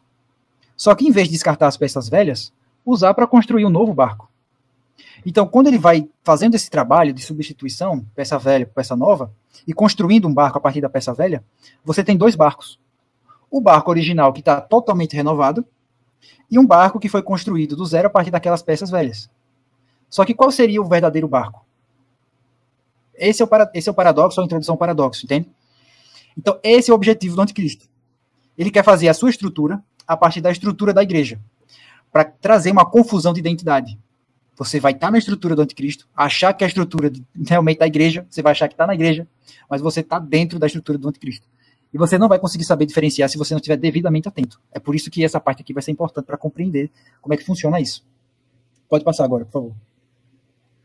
Esse desenho aí, eu vou explicar para vocês agora. Estão vendo essas setas vermelhas? Essas setas vermelhas é uma ação... Opa! Pode passar? Essas setas vermelhas, ela representa uma ação que puxa. É a ação que puxa. Isso, é uma ação que puxa. Então, ela é uma ação que visa colocar aquilo que não é bom, que não serve, que é destrutivo, que é nocivo, venenoso, para dentro da igreja. E a seta amarela é aquilo que empurra, que expele aquilo que é bom. Só que não é só simplesmente expelir, é suprimir até sair da estrutura. E essas setas pretas, elas representam as falsas oposições que se levantaram a partir dessas ações, tanto de puxar como de expelir. O que significaria isso? significaria essas mudanças litúrgicas seriam as setas vermelhas, por exemplo. As setas amarelas seriam a supressão, por exemplo, do latim, para dar espaço à mudança. É necessário que venha a suprimir o latim. E essas setas pretas representam as falsas oposições. Resistência, BP, CMRI, fraternidade, que não são uma verdadeira oposição. Elas podem ter nascido com a intenção de ser uma verdadeira oposição, ou seja, pode ter começado bem, terminou mal. Por quê? Porque elas servem para fazer um choque dialético. Então, quando se fala de suprimir o latim, não, o latim ele não pode ser suprimido, ele tem que ser mantido, mas eles não estão lutando para, de fato, que o latim fique onde está, na essência da liturgia. É essa dialética que faz. E isso aperfeiçoa o sistema de crise, certo? Por isso que vem essa seta azul gigante ao redor, que dá uma sensação, que dá a ideia do movimento circular, uma ideia de redemoinho, de continuidade, de progresso, que vai aumentando, vai ficando cada vez mais crítico. Então, é necessário que tenha alguém dentro, um sacerdote, é necessário que tenha um leigo ou algum outro sacerdote de hierarquia superior para conseguir fazer essa estrutura. Vou dar um exemplo aqui. Por exemplo, é necessário que tenha um cardeal e um bispo para fazer uma mudança. É necessário que tenha, hoje a gente vê isso, um padre e um leigo para fazer a mudança em determinada missão. Então, enquanto o padre expulsa aquilo que é tradicional, o leigo coloca aquilo que não é tradicional para dentro. E o que acontece? Alguém faz a dialética dessa mudança. Peraí, não pode, esse leigo está fazendo isso, está fazendo aquilo. Não, a gente tem que ver se realmente ele está fazendo certo, está fazendo errado, o que pode, o que não pode. Se não tiver cuidado, você faz dialética e melhora o processo de crise que eles estão criando. É esse o problema. Pode passar, por favor. Para ver se eu entendi, talvez tentar algum exemplo. Se essa seta vermelha é o modernismo, essa que eu estou riscando aqui agora, poderia se dizer certo. Que a fraternidade é a tentativa de impedir o modernismo de entrar na igreja. Um exemplo.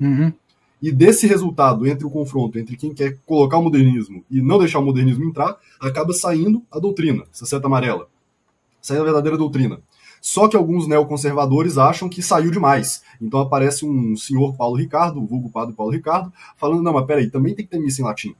E aí, não sei, aqui já era um processo de isso que vem orientalizar, uma tentativa de orientalização da igreja. Aí aparecem outras pessoas falando, não, peraí, aqui a gente é latino, não pode orientalizar.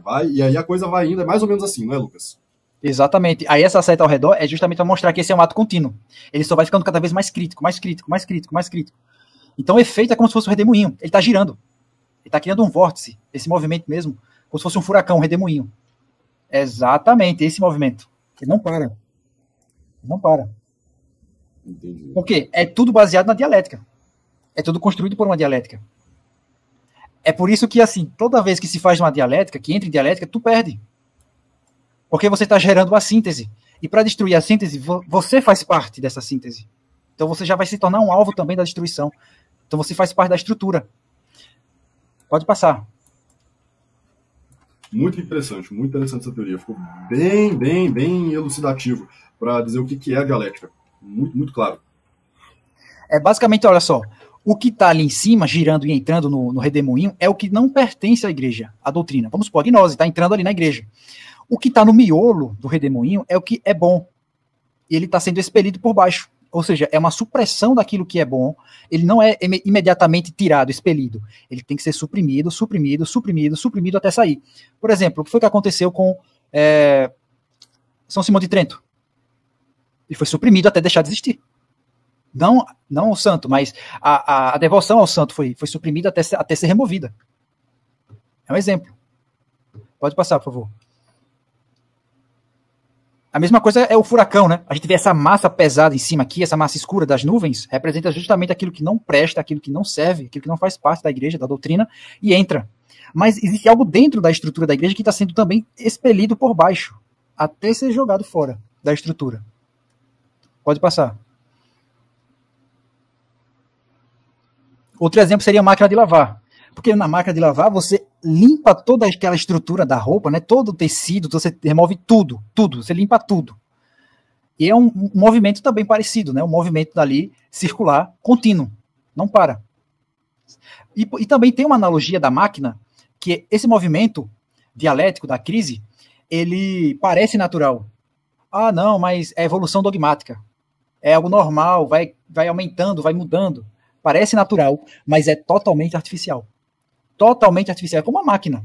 é como um relógio. Ele é muito sincronizado, mas de natural não tem nada, de orgânico não tem nada. Pode passar, por favor.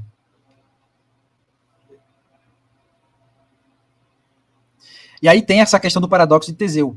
Porque você tem a estrutura original, a igreja verdadeira, sólida, mas você tem uma estrutura sendo criada a partir dela. E aí você começa a ter uma dificuldade de identificar o que é e o que não é.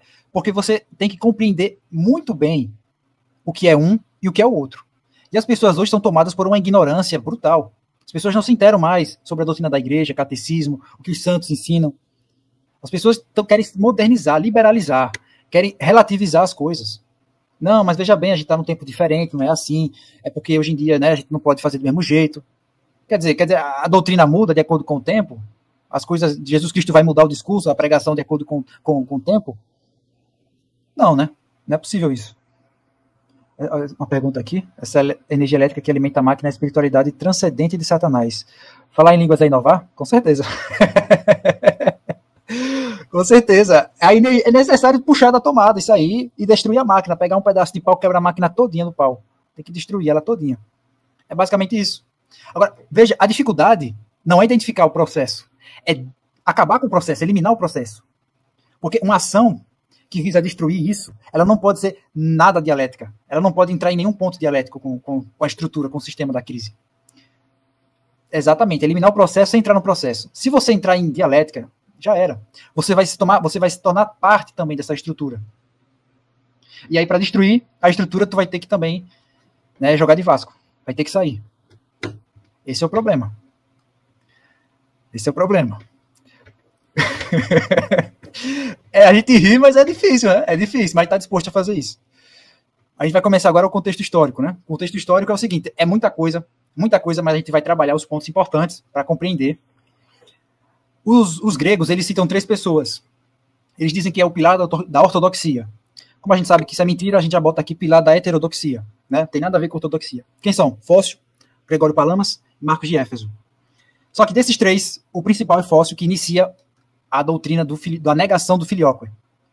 E aí os seguintes, eles acompanham essa falsa doutrina. Certo? Vamos lá. Pode passar, Matheus. Vamos lá. É o seguinte. Para a gente compreender, tem que pegar um pouquinho de história, né? De novo. O contexto histórico é o seguinte. Constantinopla foi construída pelo imperador Constantino o Grande. Após sua conversão, ele ficou, digamos, em uma situação muito crítica, porque o Senado, ele sempre fez conspirações com os imperadores. E o Senado era totalmente pagão. Então, mesmo o imperador pagão era morto pelo próprio Senado, o que você acha que seria do imperador se tivesse acabado de se converter ao cristianismo? Que inclusive era a religião perseguida, odiada pelos pagãos. Então, para Constantino ter segurança em governar, ele começou a construir uma nova capital no Oriente, para ter mais segurança e estar mais longe do Senado. Então, com a construção de Constantinopla, começou também a ver, os arcebispos começaram a ver uma necessidade de ter um patriarcado nessa nova capital. Só que a razão de existir patriarcados é porque os patriarcados foram em lugares onde os santos apóstolos pregaram e fundaram as igrejas ali. Então, por isso que existe o patriarcado de Jerusalém, existem tantos outros patriarcados, de Antioquia, porque foram os apóstolos, santos apóstolos que foram lá, pregaram e fundaram as igrejas, fundaram a igreja lá, levantaram a igreja lá. Como Constantinopla foi construído no século IV, não tinha apóstolo, santo apóstolo mais, não tinha nenhum apóstolo para isso. Então, os arcebispos pediram ao Papa, insistiram para que tivesse um patriarcado, e ele concedeu. Só que ele deu apenas por título honorário, entende? Não no mesmo sentido dos outros patriarcados. Era realmente algo de honra, né? Algo de honra, mas não em efeitos práticos semelhantemente aos outros patriarcados, digamos, em poder de fato. Mas algo honorífico. Pode passar, por favor. Aí o que acontece? Quando vem o patriarcado de Constantinopla, aí já começa aí a ter a bagunça.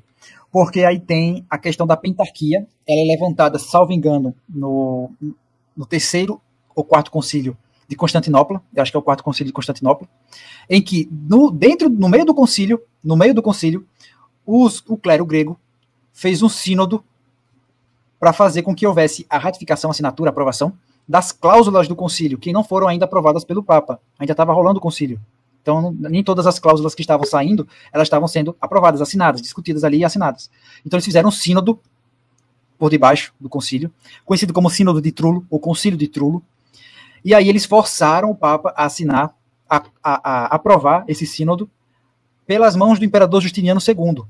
Então, Justiniano II, ele coagiu o Papa a assinar aquele sínodo, fazendo a pentarquia. Quer dizer, eles queriam elevar os outros patriarcados ao mesmo nível do Papa, fazer com que a mudança na igreja, a governança da igreja só pudesse realizar através da aprovação dos 5, na totalidade dos 5, e os 5 estariam submetidos à autoridade temporal do imperador. Porque os patriarcados, eles são nomeados, o patriarca é nomeado pelo imperador. Então, é fazer com que o Papa perca a sua autoridade, seja reduzida a sua autoridade, a autoridade dos patriarcas aumente, e todos eles estejam submetidos ao imperador romano. Totalmente fora da doutrina. Cristo falou somente para São Pedro, ou seja, é monarquia. A igreja ela é governada através de um sistema monárquico. Não uma pentarquia, uma diarquia, um triunvirato. A igreja não é governada por uma monarquia. E isso os gregos, eles insistem até hoje. Insiste até hoje. Então a gente percebe que a partir dessas ideias políticas começa a haver uma desculpa religiosa. E quando a gente fala da questão do cisma, a gente tem que citar Santo Irineu de Constantinopla. Santo Inácio de Constantinopla. Ele foi perseguido, certo? Expulso do seu patriarcado, torturado, preso, exilado por 3 pessoas que trabalharam em conjunto para isso. Fócio, Querendo Bardas, que era o tio do imperador Miguel na época, ele queria usurpar o trono, ele queria tomar o trono para si, e Gregório As Bestas, né, que é o bispo de Siracusa, também trabalhou a favor disso. Por quê? Porque Fócio, quando ele é levantado para ser patriarca, ele é incentivado por Gregório As Bestas, né, é um nomezinho bem chato, mas é o nome do cara, fazer o quê? Ele é incentivado por Fócio, Fócio é incentivado por Gregório, para justamente fazer aquilo que ele fez em seguida, expulsar Santo Inácio, fazer com que o imperador ele tome o lugar de Miguel, né, o imperador Miguel na época. Perceba, só para dar um contexto aqui da questão do Santo Inácio de Antioquia. Não, acho que eu falei Constantinopla, né? Deixa eu consertar aqui, foi Santo Inácio de Antioquia. O que acontece? O Querendo Bardas, ele estava amancebado com a sua nora, certo? Estava amancebado com a sua nora. E ele foi na catedral onde Santo Inácio estava fazendo a missa para comungar. Santo Inácio, sabendo da condição dele, não deu a comunhão. A partir desse momento, Querendo Bardas ameaçou de morte Santo Inácio, levantou a espada para traspassar a barriga de Santo Inácio. Desse momento é que começa a perseguição política, depois entra Fócio e junta o político com o religioso. Então você tem essas 3 pessoas, Querendo Bardas, Fócio e Gregório, trabalhando juntos. Pode passar, por favor. Cadê? Aí é uma reviravolta, porque Fócio é expulso, depois ele volta, depois é expulso de novo, entendeu? E o cisma só acaba quando ele morre. Mas o que foi que Fócio observou que poderia fazer a crise contra Roma perdurar? Dá uma desculpa religiosa. Que desculpa foi essa? Negação do filioque. Que nada mais é do que uma gnose em que ela não aceita a matéria. Ela rejeita a concepção a relação, ela rejeita a relação do humano com o divino. Então, a partir disso, é que vem todos os outros problemas dos gregos. Dos gregos. E aqui, no ponto G, né, aqui ele vai falar sobre a questão da queda de Fócio, né, o último, né, a última vez que ele é expulso pela segunda vez, termina o cisma, pouco tempo depois ele morre. Depois é levantado 3 concílios, né, 3 concílios para acabar com os erros dos gregos. Só que, em definitivo, a gente tem Miguel Cerulário, né, patriarca de Constantinopla, que aí ele vai separar da igreja de Roma, ele vai excomungar o Papa, como se tivesse autoridade para isso, e o Papa vai excomungar ele. Então é uma excomunhão mútua. Isso acontece em 1054, desde então, o Oriente e o Ocidente tem ficado dividido. Então a tentativa de reunificação vem mais pelo lado grego, inclusive as ideias de ecumenismo vêm deles, né, pela gnose, em que eles acreditam aí da questão do batismo, por exemplo, que é uma partícula divina em cada ser criado, que ela é desperta no momento do batismo. Então, se aquela pessoa for batizada, aquela partícula, ela acende. Então, ela começa a ter uma conexão com Deus, uma conexão enérgica com Deus. E aí a gente vai ver melhor isso aí. Pode passar, por favor. Gnose braba. Gregório Palamas, ele que vai pegar essa ideia da negação do filioque e vai aprimorar, dando aí já o pretexto da filocalia, que seria um manual de gnose. A filocalia é um manual de gnose. Ela vai instruir você a entrar em um processo de meditação para você começar a ter uma percepção enérgica sobre Deus, as coisas espirituais. É como se você entrasse numa sintonia vibracional mística, né? Para ter contato com Deus, ter contato com as coisas santas, e etc. E aí ele teve um entrave com Barlaão. Barlaão foi um filósofo, também foi membro do clero latino, mas a questão é que Barlaão ele buscou refutar Gregório Palamas, mas ao mesmo tempo ele também estava errado no sentido da doutrina sobre a beatificação, né? Sobre a santificação do homem, que é um ponto também gnóstico muito forte da Igreja Oriental. Então ele é conhecido por esse entrave, por ele ter feito essa doutrina do exicasmo, que é conhecido como exicasmo, que é essa questão das energias que emanam dos seres, da energia incriada e vivificante. Só vou dar um pouquinho mais de contexto. É assim, a energia que Gregório Palamas fala é uma energia que Deus se utilizou para criar as coisas. Não é que Deus propriamente pegou e criou. Ele pegou uma energia para criar. E a partir dessa energia que você entrando em contato com ela, você pode ter contato com Deus. Pode ser. Pode ser. Deixa eu só concluir aqui e a gente dá uma pausa de 5 minutos. Pode ser? A gente faz assim. Exatamente. A gnose que ele fala é basicamente essa. De que você entrando em contato com essa energia vai ter contato com Deus. Vai entrar em contato com Deus. E aí vem uma série de problemas. Né? Uma série de problemas em relação à Imaculada Conceição, transubstanciação, a inferno, purgatório, céu, tudo isso. Senhores, eu acho que é bom a gente fazer uma pausa de 5 minutos para depois a gente voltar aqui para ter o gás, né? Que também aqui acho que direto a gente vai cansar mais rápido. A questão do contexto do cisma é justamente por orgulho. A tentativa de modificar a hierarquia da igreja, passar de uma monarquia para uma pentarquia, algo que não está na doutrina, não é isso que nosso Jesus Cristo fez. Ele deixou a igreja com uma hierarquia monárquica, então é uma monarquia. E os gregos tentaram modificar isso através do quê? De tentar causar uma paridade de poder entre os patriarcas, reduzir a capacidade do Papa, né? Então ele vai se tornar mais um entre os outros ali, patriarcas, e todos eles submetidos ao imperador romano oriental. Então você vê o orgulho que eles tinham de subjugar a igreja, de colocar a igreja abaixo do imperador. E aí a gente tem 3 pessoas que são muito importantes para os gregos, que eles são chamados de o pilar da ortodoxia. E a gente chama aqui de pilar da heterodoxia, não tem nada a ver com a ortodoxia. Pelo contrário, eles não ajudaram em nada, só pioraram a situação, causaram uma grande destruição. Que são Fócio, Gregório Palamas e Marcos de Éfeso. O mais importante deles é Fócio, que ele que introduz a negação do filioque. E a partir dessa negação é que vem uma série de problemas. Então, o que acontece? Fócio, ele realmente tenta tomar controle de todo o Oriente ali, através do patriarcado, certo? Só que ele é expulso 2 vezes, deposto 2 vezes, e o cisma que ele causa ali, com os orientais, ele só cessa na morte dele. Então, ele deixou uma semente ali plantada, que foi aquela questão da negação do filioque, é usada depois nos outros cismas. Então, você tem, depois dele, Gregório Palamas, com a ideia do exicasmo, que é a questão da energia vivificante, né, a energia incriada e vivificante. Então eles vão usar como parâmetro a visão do Tabor, né, quando nosso Jesus Cristo aparece ali com Elias e com Moisés, se não me engano, para os apóstolos. Ali, Gregório Palamas fala que ali é uma questão da energia, a sincronização enérgica que teve entre nosso Jesus Cristo, os apóstolos, Deus, Moisés e Elias, isso aí, Moisés e Elias. Então foi a conexão enérgica, e através dessa energia é que os apóstolos puderam ver a questão de Moisés e Elias. Eles não poderiam ver de uma maneira direta, mas indireta pela energia que foi emanada ali naquele momento. Gnose.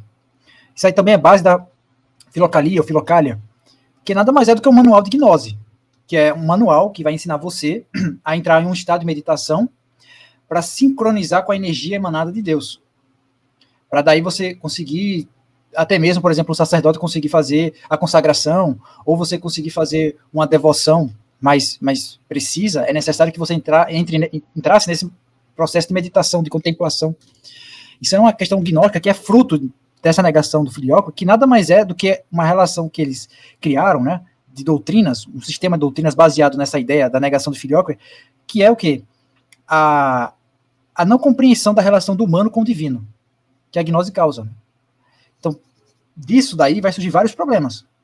Inclusive, Marcos de Éfeso, ele foi o último, porque após os concílios que visaram combater os erros dos gregos, ele chegou e unificou os gregos novamente nos erros, né, que já foram lá proclamados por Fócio, Gregório Palamas e etc. E os gregos vivem nesses erros até hoje. Então, não é à toa, isso quem fala Santa Afonso Maria de Ligório, que foi realmente por um castigo divino, que os gregos fossem destruídos, dominados pelos turcos, que eles fossem perseguidos por séculos e continuassem até o presente momento subjugados pelos inimigos da igreja. Porque eles persistem nesses erros, já combatidos pela Santa Igreja. E eles persistem, não param. E estão dispersos. Porque eles mesmos são como os protestantes, eles não têm uma unidade, não tem uma sincronização, né? Algo assim, unido na doutrina. Ele tem entendimentos variados. Uns acreditam no purgatório, outros não. Outros têm um entendimento sobre o inferno, outros têm um entendimento totalmente diverso, né? Então, assim, como não tem essa unidade, assim como lá no protestantismo, já é um sinal de que é um problema grave neles. Há um problema muito grave neles. E aí tem um marco principal ali, já é basicamente o basta, o chega, da relação do Ocidente com o Oriente. Quando Miguel Celulário, é o patriarca de Constantinopla, ele vai dar uma carta de excomunhão ao Papa, como se tivesse autoridade para isso, e o Papa excomunga ele. E fica aquela excomunhão mútua, né? Isso ocorre em 1054. E aí a gente vê depois, muito tempo depois, uma tentativa de reaproximação dos orientais com os latinos, através aí Paulo VI, através de João Paulo II, a intercomunhão, e toda aquela série de problemas canônicos aí gravíssimos. Alguém quer falar alguma coisa? A nora de Fócio? A questão do Fócio não foi Fócio e a nora dele, foi a questão de Querendo Bardas, que era tio do imperador Miguel. Ele queria usurpar o trono do sobrinho. Só que ele tinha um caso polêmico, porque ele estava mancebado com a nora dele, que era viúva. Entende? Ele tinha repelido a sua esposa, e depois tinha se amancebado com a nora viúva. E ele foi comungar, e Santo Inácio negou a comunhão para ele. A partir daquele momento, Querendo Bardas ameaçou de morte, ameaçou matar Santo Inácio. Tanto que Santo Inácio foi exilado, foi torturado, foi preso. Fócio tentou falsificar a assinatura de Santo Inácio para corroborar nos falsos concílios que ele levantou. Teve muita coisa que aconteceu, né? Isso tudo por conta de Fócio. Gregório Palamas e Marcos de Éfeso, eles simplesmente deram continuidade, né? Tentaram sempre retomar essa falsa doutrina do Fócio. Sempre retomar. Pode passar, Matheus, por favor. Mais uma coisa, alguém tem alguma dúvida, algum ponto a falar, acrescentar? Eu mandei aqui no chat comentar sobre o Pacto de Metz. É um pacto bem documentado, M-E-T-Z, Metz, que João XXIII mandou o seu cardeal, um dos seus diplomatas, conversar junto com os diplomatas do Serviço Secreto Russo, da KGB, porque os patriarcas de Moscou, eles são todos funcionários da KGB. Isso aí é documentado desde que houve a União Soviética, eles dominaram o patriarcado de Moscou. E aí João XXIII fez o acordo secreto com os russos de não condenar o comunismo e nem citar o comunismo no Vaticano II. Então você veja, né, um concílio que proclama-se, que alega que vai destruir os erros da modernidade, não fala de um dos principais erros da modernidade, que mais matou cristão no século XX. Exatamente isso aí. Até porque o apego que eles têm ao Césaropapismo é tão grande que permite que eles sejam subjugados. É impressionante isso. Eles sempre querem que o poder temporal domine o poder espiritual. Sempre. Todos os patriarcados orientais são assim. Pronto. Agora a gente vai começar a falar a respeito da obra de São Tomás, sobre o erro dos gregos, né? Contra os erros dos gregos. Acontece que a obra de São Tomás, ela não é uma obra feita por ele mesmo, não entende? A obra dele foi, na verdade, do cardeal Nicolau de Cotrone, que ele reuniu vários textos dos padres gregos e formulou uma refutação, uma exposição desses erros. Então o Papa, na época, solicitou que São Tomás de Aquino estudasse esse texto e analisasse a lógica da argumentação dos textos. Por que isso é importante frisar? Porque muitos dos inimigos da igreja acusam de que essa obra ela é inconsistente, tem precisões de referência, e acusam São Tomás de Aquino por isso. Só que, na verdade, o erro não vem de São Tomás de Aquino, vem do cardeal Nicolau de Cotrone. Então, o erro não está na questão da apologética em si, da argumentação, da lógica da argumentação, da estruturação, mas simplesmente por um erro de referência, entende? É como, por exemplo, numa apologética, o protestante reclamar porque você não citou ipsiliteris o versículo da Bíblia, mas você expôs exatamente a doutrina por trás daquela passagem. Você expôs exatamente o sentido. Então, é basicamente isso que acontece. E aqui, o documento é uma página um documento com cerca de 76 páginas. Então, quais são os pontos, né, mais interessantes? É que o primeiro ponto é o seguinte: a igreja ela vai definir os pontos de acordo com a necessidade. Então, se não há uma heresia sobre determinado ponto na doutrina, é lógico que não vai ter uma certa especificação daquele ponto sobre a doutrina, porque não houve necessidade. Então, quando a gente compreende que há muitos pontos definidos na doutrina, é porque certamente houveram heresias sobre aquela parte da doutrina e que foi necessário que os doutores, os santos doutores, especificassem aquilo. Então, a gente não pode exigir que antes da heresia tivesse um ponto específico, muito explícito sobre aquilo. Entende? Esse é um dos pontos que São Tomás de Aquino fala, e é bem preciso, né? É a primeira premissa dele. Pode passar, por favor. O segundo ponto é a questão linguística. O Ocidente tem o latim, o Oriente tem o grego. Então, certas palavras acabam não dando a precisão exata dos seus sentidos. Então, aqui ele vai dar um exemplo. Aqui, ó. Consequentemente, latinos e gregos que professam a mesma fé o fazem usando palavras diferentes. Pois entre os gregos se diz corretamente, de forma católica, que o Pai, o Filho e o Espírito Santo são três hipóstases. Mas com os latinos não parece correto dizer que existem três substâncias. Embora numa base puramente verbal, o termo hipóstase em grego signifique o mesmo que o termo substância em latim. Então, quer dizer, eles estão falando a mesma coisa, mas as palavras em relação a essa diferença linguística vão ser outras, mas tem o mesmo sentido. Entende? Aí ele explica, o fato que substância em latim é mais frequentemente usada para significar essência. E tanto nós como os gregos sustentamos que em Deus há apenas uma essência. Assim, onde os gregos falam de três hipóstases, nós latinos falamos de três persone. Como também ensina Santo Agostinho no 7º livro sobre a Trindade. E sem dúvida existem muitos casos semelhantes. Então ele vai mostrar que, na verdade, o problema, isso daí a gente vai perceber nos concílios, nas tentativas de reunificação do Ocidente com o Oriente, que o problema era dos tradutores, os intérpretes. Aqueles que estavam responsáveis por traduzir os documentos do Oriente para o Ocidente, do Ocidente para o Oriente, não estavam interpretando da forma precisa, passando a ideia correta. E isso causava um choque entre os dois. Palavra polissêmica, como a Matheus está colocando aqui. Manga de camisa, manga de fruta, manga de mangá, né, de zombaria. São palavras iguais, mas sentidos diferentes. E às vezes traduziam errado por má intenção. E essa é a minha inclinação. Que existiam sim pessoas responsáveis por tradução dos documentos e que faziam isso justamente para causar aquele atrito, aquele problema. Gregos falsificadores. Pode passar, por favor. Não foi, acho que com o grego, mas foi com algum oriental, que tem aquela suposta carta do Papa Honório I, que ele poderia ter dito alguma coisa ali. Não se sabe nem se a carta é verdadeira, para início de conversa. Há uma forte probabilidade dela ser falsa. Então, os gregos têm uma longa história de falsificação de documentos. E todos os concílios que buscavam reunificar a Igreja Ocidente e Oriente era justamente para resolver o problema da interpretação dos documentos, trocados entre os patriarcas com o Papa e a questão da doutrina, da liturgia, dos paramentos, tudo isso. Mas aí depois que rompe, o Pix não deixa voltar. O Pix é um divisor de águas, né? Então, o que acontece? A questão da gnose nas heresias dos gregos, né? Então, como eles não compreendem corretamente a relação do humano com o divino, eles vão gerar, a crença deles é basicamente espiritualizar tudo. Só que a questão espiritual deles é uma questão de energia, uma questão de mística, de vibração, né, de ressonância, né, é uma coisa bem maluca, mas é justamente a questão da gnose. Então eles vão dizer que o Sagrado Coração de Jesus é heretizante, porque o Sagrado Coração de Jesus, ele tem a relação do humano com o divino.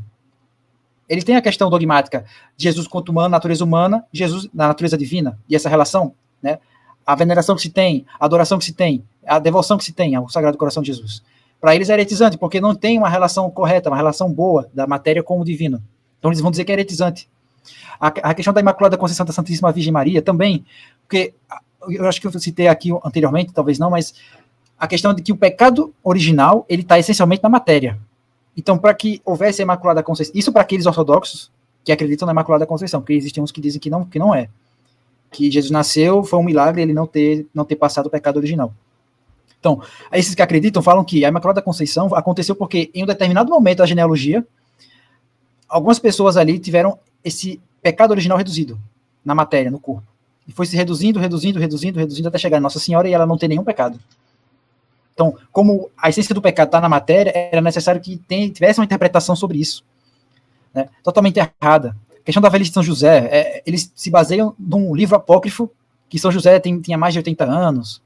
Só que o problema é, como é que São José poderia ter vigor para transportar sua família para o Egito, do Egito de volta?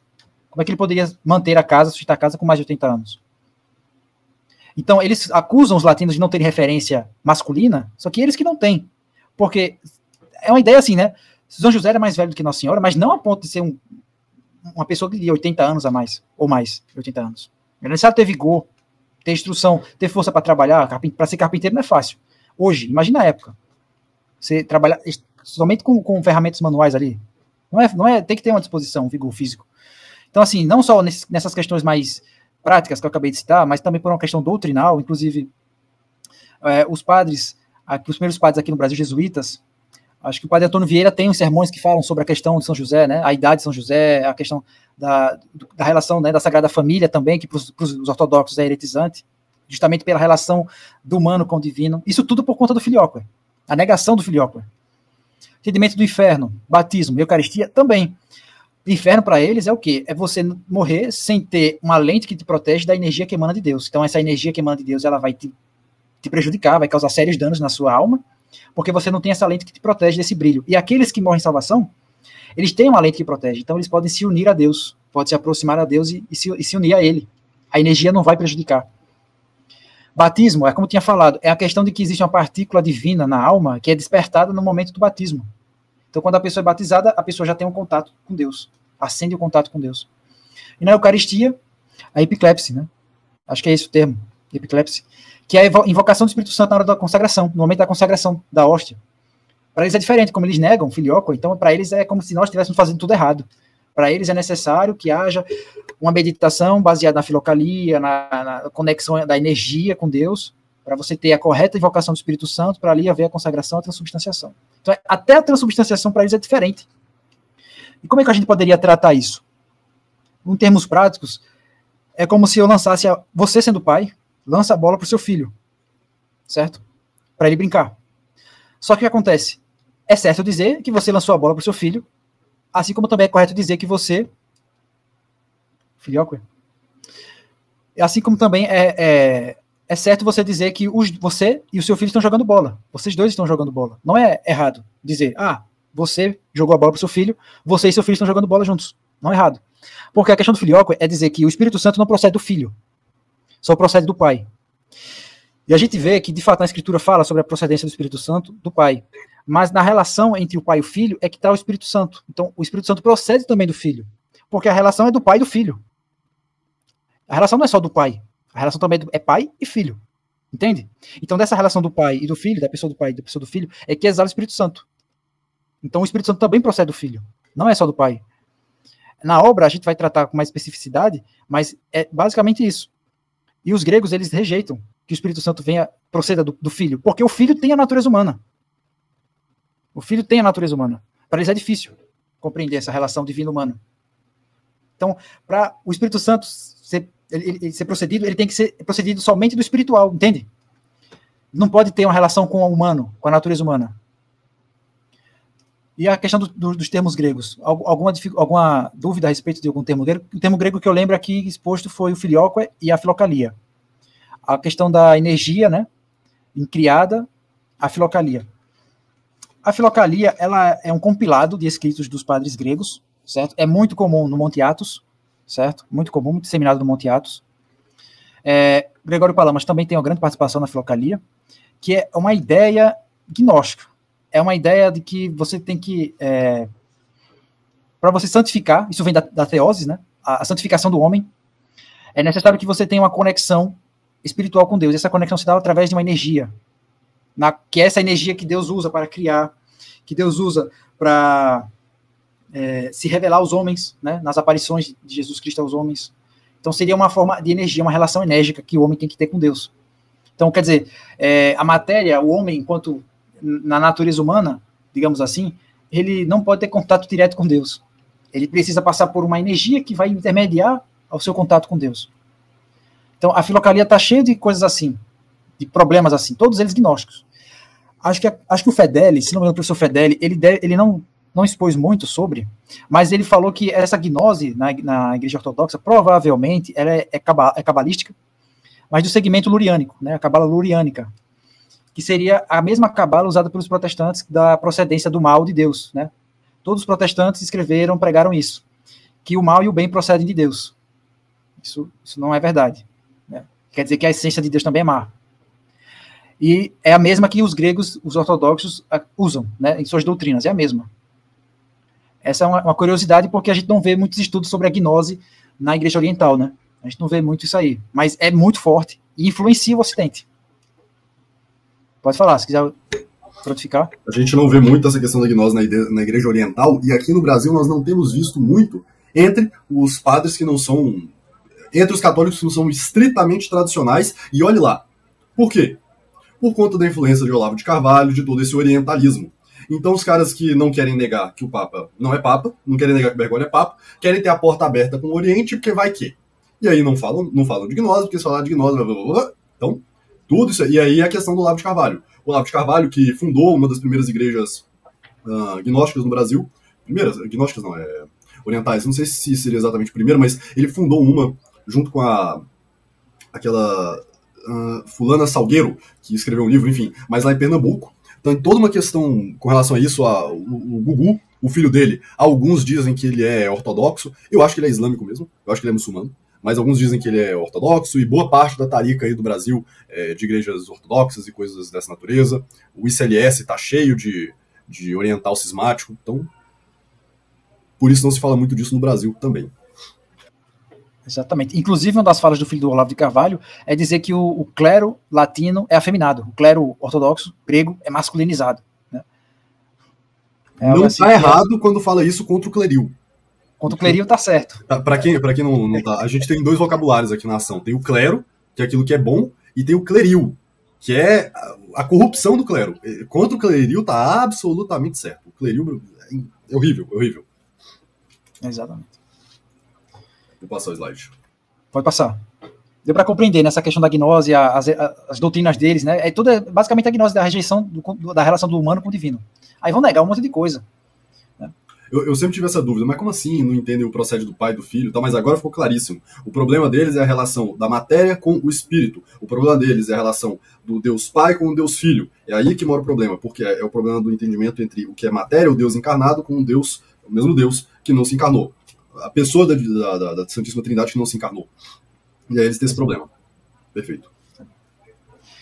E aí tem essa questão, porque a gente vê que os erros que são colocados assim, que estão em alta, né, assim, estourados mesmo no Ocidente, as pessoas observam e olham, não, é o Ocidente que criou, é o Ocidente que alimentou, é o Ocidente que propagou isso. Então a gente tem que destruir o Ocidente.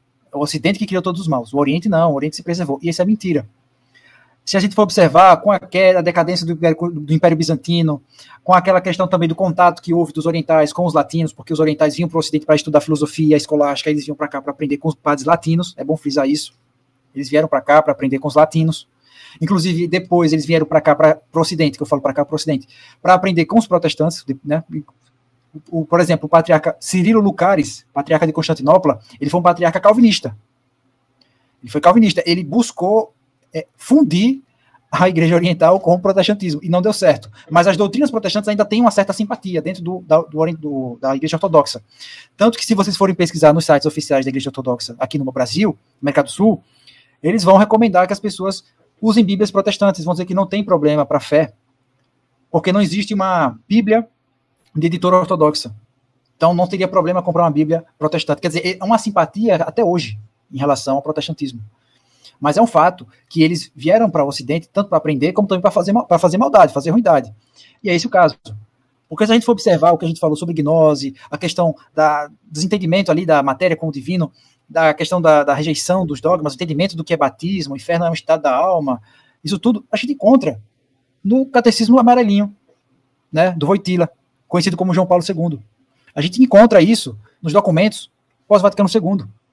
As mesmas ideias, a gente encontra até na Renascença. Até nos escritos renascentistas a gente encontra essa mesma gnose.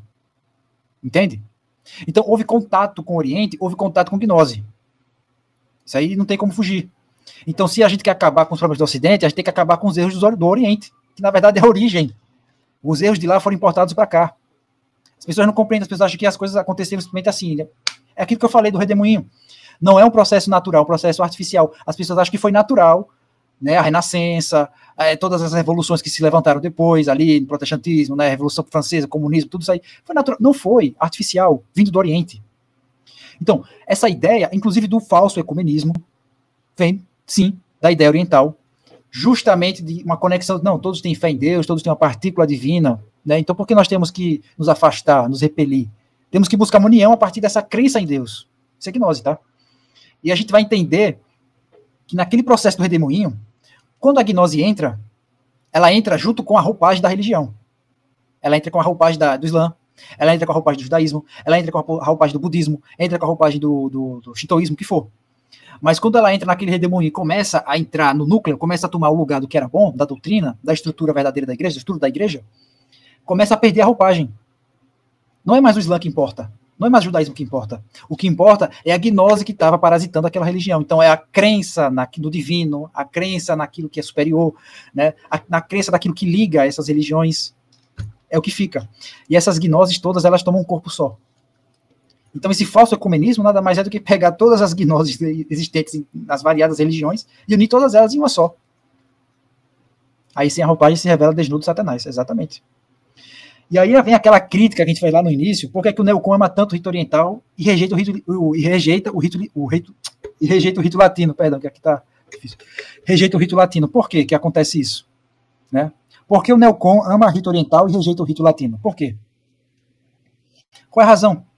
Depois do que foi exposto, o processo de destruição de identidade, deslatinização, o processo de crise da igreja, dialética, a história do cisma do Oriente, as razões pela qual foi criadas as doutrinas, né, que divergiram da doutrina verdadeira.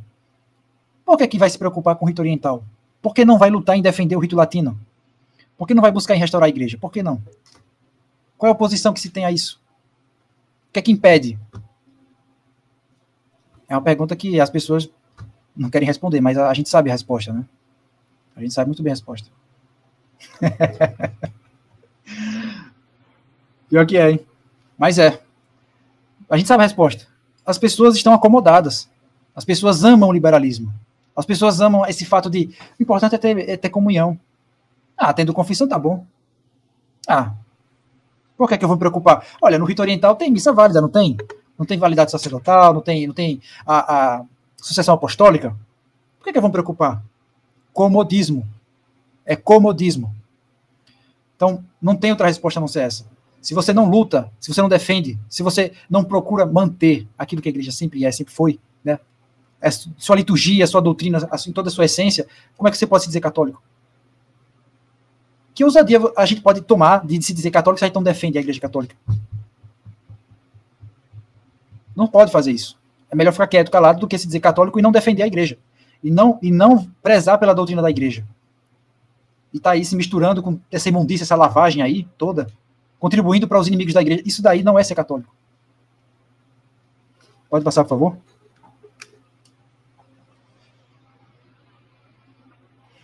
E aqui as considerações finais. As considerações finais é o seguinte. A gente tem 3 pontos. Combater os erros dos gregos é acabar com a degeneração do Ocidente. É acabar com a disseminação da gnose e prezar pela ortodoxia. De fato, ser ortodoxo é combater os erros dos gregos. Se você mantém os erros dos gregos, você não é ortodoxo. Muito pelo contrário. Muito pelo contrário. Se você dá pano, se você passa a mão, não, é rito oriental, é rito bonito, faz parte da igreja. Olha só o problema que tem. Você vai passar pano para isso, vai concordar com isso. O segundo ponto é identificar os agentes diretos que cooperam para o anticristo e eliminá-los, certo? A gente está vendo aí Dugin, a gente está vendo aí esse cleril que está se levantando aí, que corrobora com o processo de avanço do anticristo, certo? Tem que identificar e eliminar. E eliminar, eu falo no sentido genérico, ou seja, é eliminação no sentido de impedir qualquer capacidade de ação. Eles não podem ter nenhum espaço, uma brecha para agirem. Porque se agirem, eles vão estar contribuindo, certo? Eliminação nesse sentido genérico, amplo. Então, existem vários meios que a doutrina católica ensina que a gente possa utilizar, né, para combater o anticristo, para resistir à ação do anticristo. Não há espaço para o mal, certo? Não há espaço para o mal. E aqui o terceiro ponto, que é o mais interessante, que é atualizar o meio combativo. Como assim atualizar o meio combativo? A estrutura do anticristo hoje não é a mesma de 200 anos, não é a mesma de 1000 anos. É totalmente diferente. A gente vê que ele avançou muito. Então a gente tem que ver em quais são os meios adaptados a essa nova estrutura do anticristo para a gente combater. E a partir desse meio combativo é que a gente pode ver o modelo político, a gente pode ver a estrutura, né, das ações, como é que elas vão se comportar. É a partir do meio combativo. Não adianta eu preconizar modelo se eu não entender qual o meio que eu tenho que ter para combater o mal, o anticristo. Então eu não posso idealizar algo maravilhoso, perfeito, se eu não compreender que para combater aquilo eu preciso tomar uma atitude, muitas das vezes, radical, que não é de senso comum, que não é confortável, que não vai dar brecha para ter um respeito humano. Você tem que adaptar ao meio combativo. Porque a gente não trabalha num ambiente confortável, né? Olha só a situação do mundo. Olha só o que o anticristo já fez. Olha a situação da igreja, a situação do nosso país, a situação do mundo todo, né? Então, você acha que a postura imposta a nós católicos é uma postura passiva? É uma postura de baixar a cabeça, dialogar, conversar? Grandes exemplos nós temos, e vários, de santos que combateram, lutaram de diferentes formas. Desde a forma mais radical, a forma mesmo armada, da forma até mesmo de resistida, né? De não cumprir a lei e morrer por não cumprir aquele decreto, aquela lei. Dar a vida, dar o sangue. Inclusive o martírio, lembrando para nós católicos que o martírio é a morte mais honrosa que nós podemos ter. É a honra máxima de um cristão, é ser mártir. Inclusive os primeiros cristãos, eles tinham assim uma reverência muito grande pelo martírio. Eles nem ficavam se vangloriando assim, não, eu quero morrer, não. Era algo assim muito respeitado. De modo que se fosse para acontecer, aconteça. Mas eu não quero fazer disso algo para me vangloriar. Entende? O pensamento era esse. Então, o católico tem que estar disposto a dar a vida, tem que dar o sangue por Cristo. Tem que enfrentar esse mal. E é isso que nós estamos aqui para fazer isso. Expor esses erros. Lembrando que isso aqui é uma conferência para introduzir toda essa questão oriental. Tem muita coisa para tratar sobre. Isso aqui é para introduzir o tema. Então, nossa intenção aqui é combater o anticristo. Sem fazer dialética. Sem dialogar. É fazer que nem Davi. Pegar a espada, né, pegar o alforje, a espada, lutar contra o gigante, derrubar ele e cortar a cabeça. É isso. Sem ficar com papinho. Chegar, cortar a cabeça do gigante e ir embora. Acabou. O serviço está pronto. Não tem que dialogar, não. Não tem que dialogar. E é isso, senhores. Essa exposição de hoje, eu espero que a gente possa ter aprendido um pouco a respeito da questão do orientalismo, a questão do cisma, que é uma questão que foi levantada de forma bem panorâmica, mas eu acredito que dá para compreender pelo menos os princípios ali, daí dá uma noção de como que se iniciou e os efeitos causados. E acredito que isso daí é muito importante para nós aqui no Ocidente, principalmente, né, que a gente está sofrendo tanto ataque de todos os lados. E a gente precisa compreender de onde é que vem esses ataques, por que esses ataques vêm. Né? E é assim que eu encerro a conferência de hoje. Eu quero agradecer a oportunidade do Matheus, quero agradecer a paciência de todos vocês aqui, de terem assistido a aula, né? Assim, a gente improvisa, às vezes erra aqui uma fala ou outra, mas tenta encaixar, fala rápido, fala devagar, dá uma engasgada, mas a aula vai e continua. Foi excelente mesmo. Meus parabéns aí pelo empenho. Conseguiu resumir em 1h30, 2 horas, um assunto gigantesco. É de fato uma apresentação geral. Aqui na ação nós temos essa característica. Nós gostamos de, antes de abordar o problema no miúdo, abordá-lo no todo. Ou seja, no todo é isso aqui. Então, para explicar melhor o que já foi explicado, vamos esmiuçar cada vez mais. Então, meus parabéns ao Lucas, é o especialista em ortodoxia oriental aí da ação. Mandou muito bem, fico muito satisfeito. E é isso em 2024. Veremos mais aí os nossos membros da ação, cada um fazendo suas próprias aulas, dando os conteúdos, e graças a Deus temos visto o crescimento da ação e um fortalecimento intelectual em defesa da verdadeira tradição católica desse país. Últimas palavras, Lucas, alguém? Encerrar a gravação. Quer falar alguma coisa, Lucas? Fogo no mundo, viva Cristo Rei, e que os gregos se convertam, né? Que a gente tá aí. Tem uma frase romana, né? Que Aníbal está às portas, né? Quando o Aníbal estava ameaçando destruir o Império Romano. Aqui a gente tem que dizer para os gregos, né? Que nós estamos às portas. O restauracionista está chegando. E não está chegando para conversar, não. Sem Halimã com oriental, meu caro. Que os gregos se convertam. Fogo no mundo, só Cristo é rei. Viva o Papa. Viva o Papa. Acima de qualquer outro patriarca, viva o Papa. Um abraço.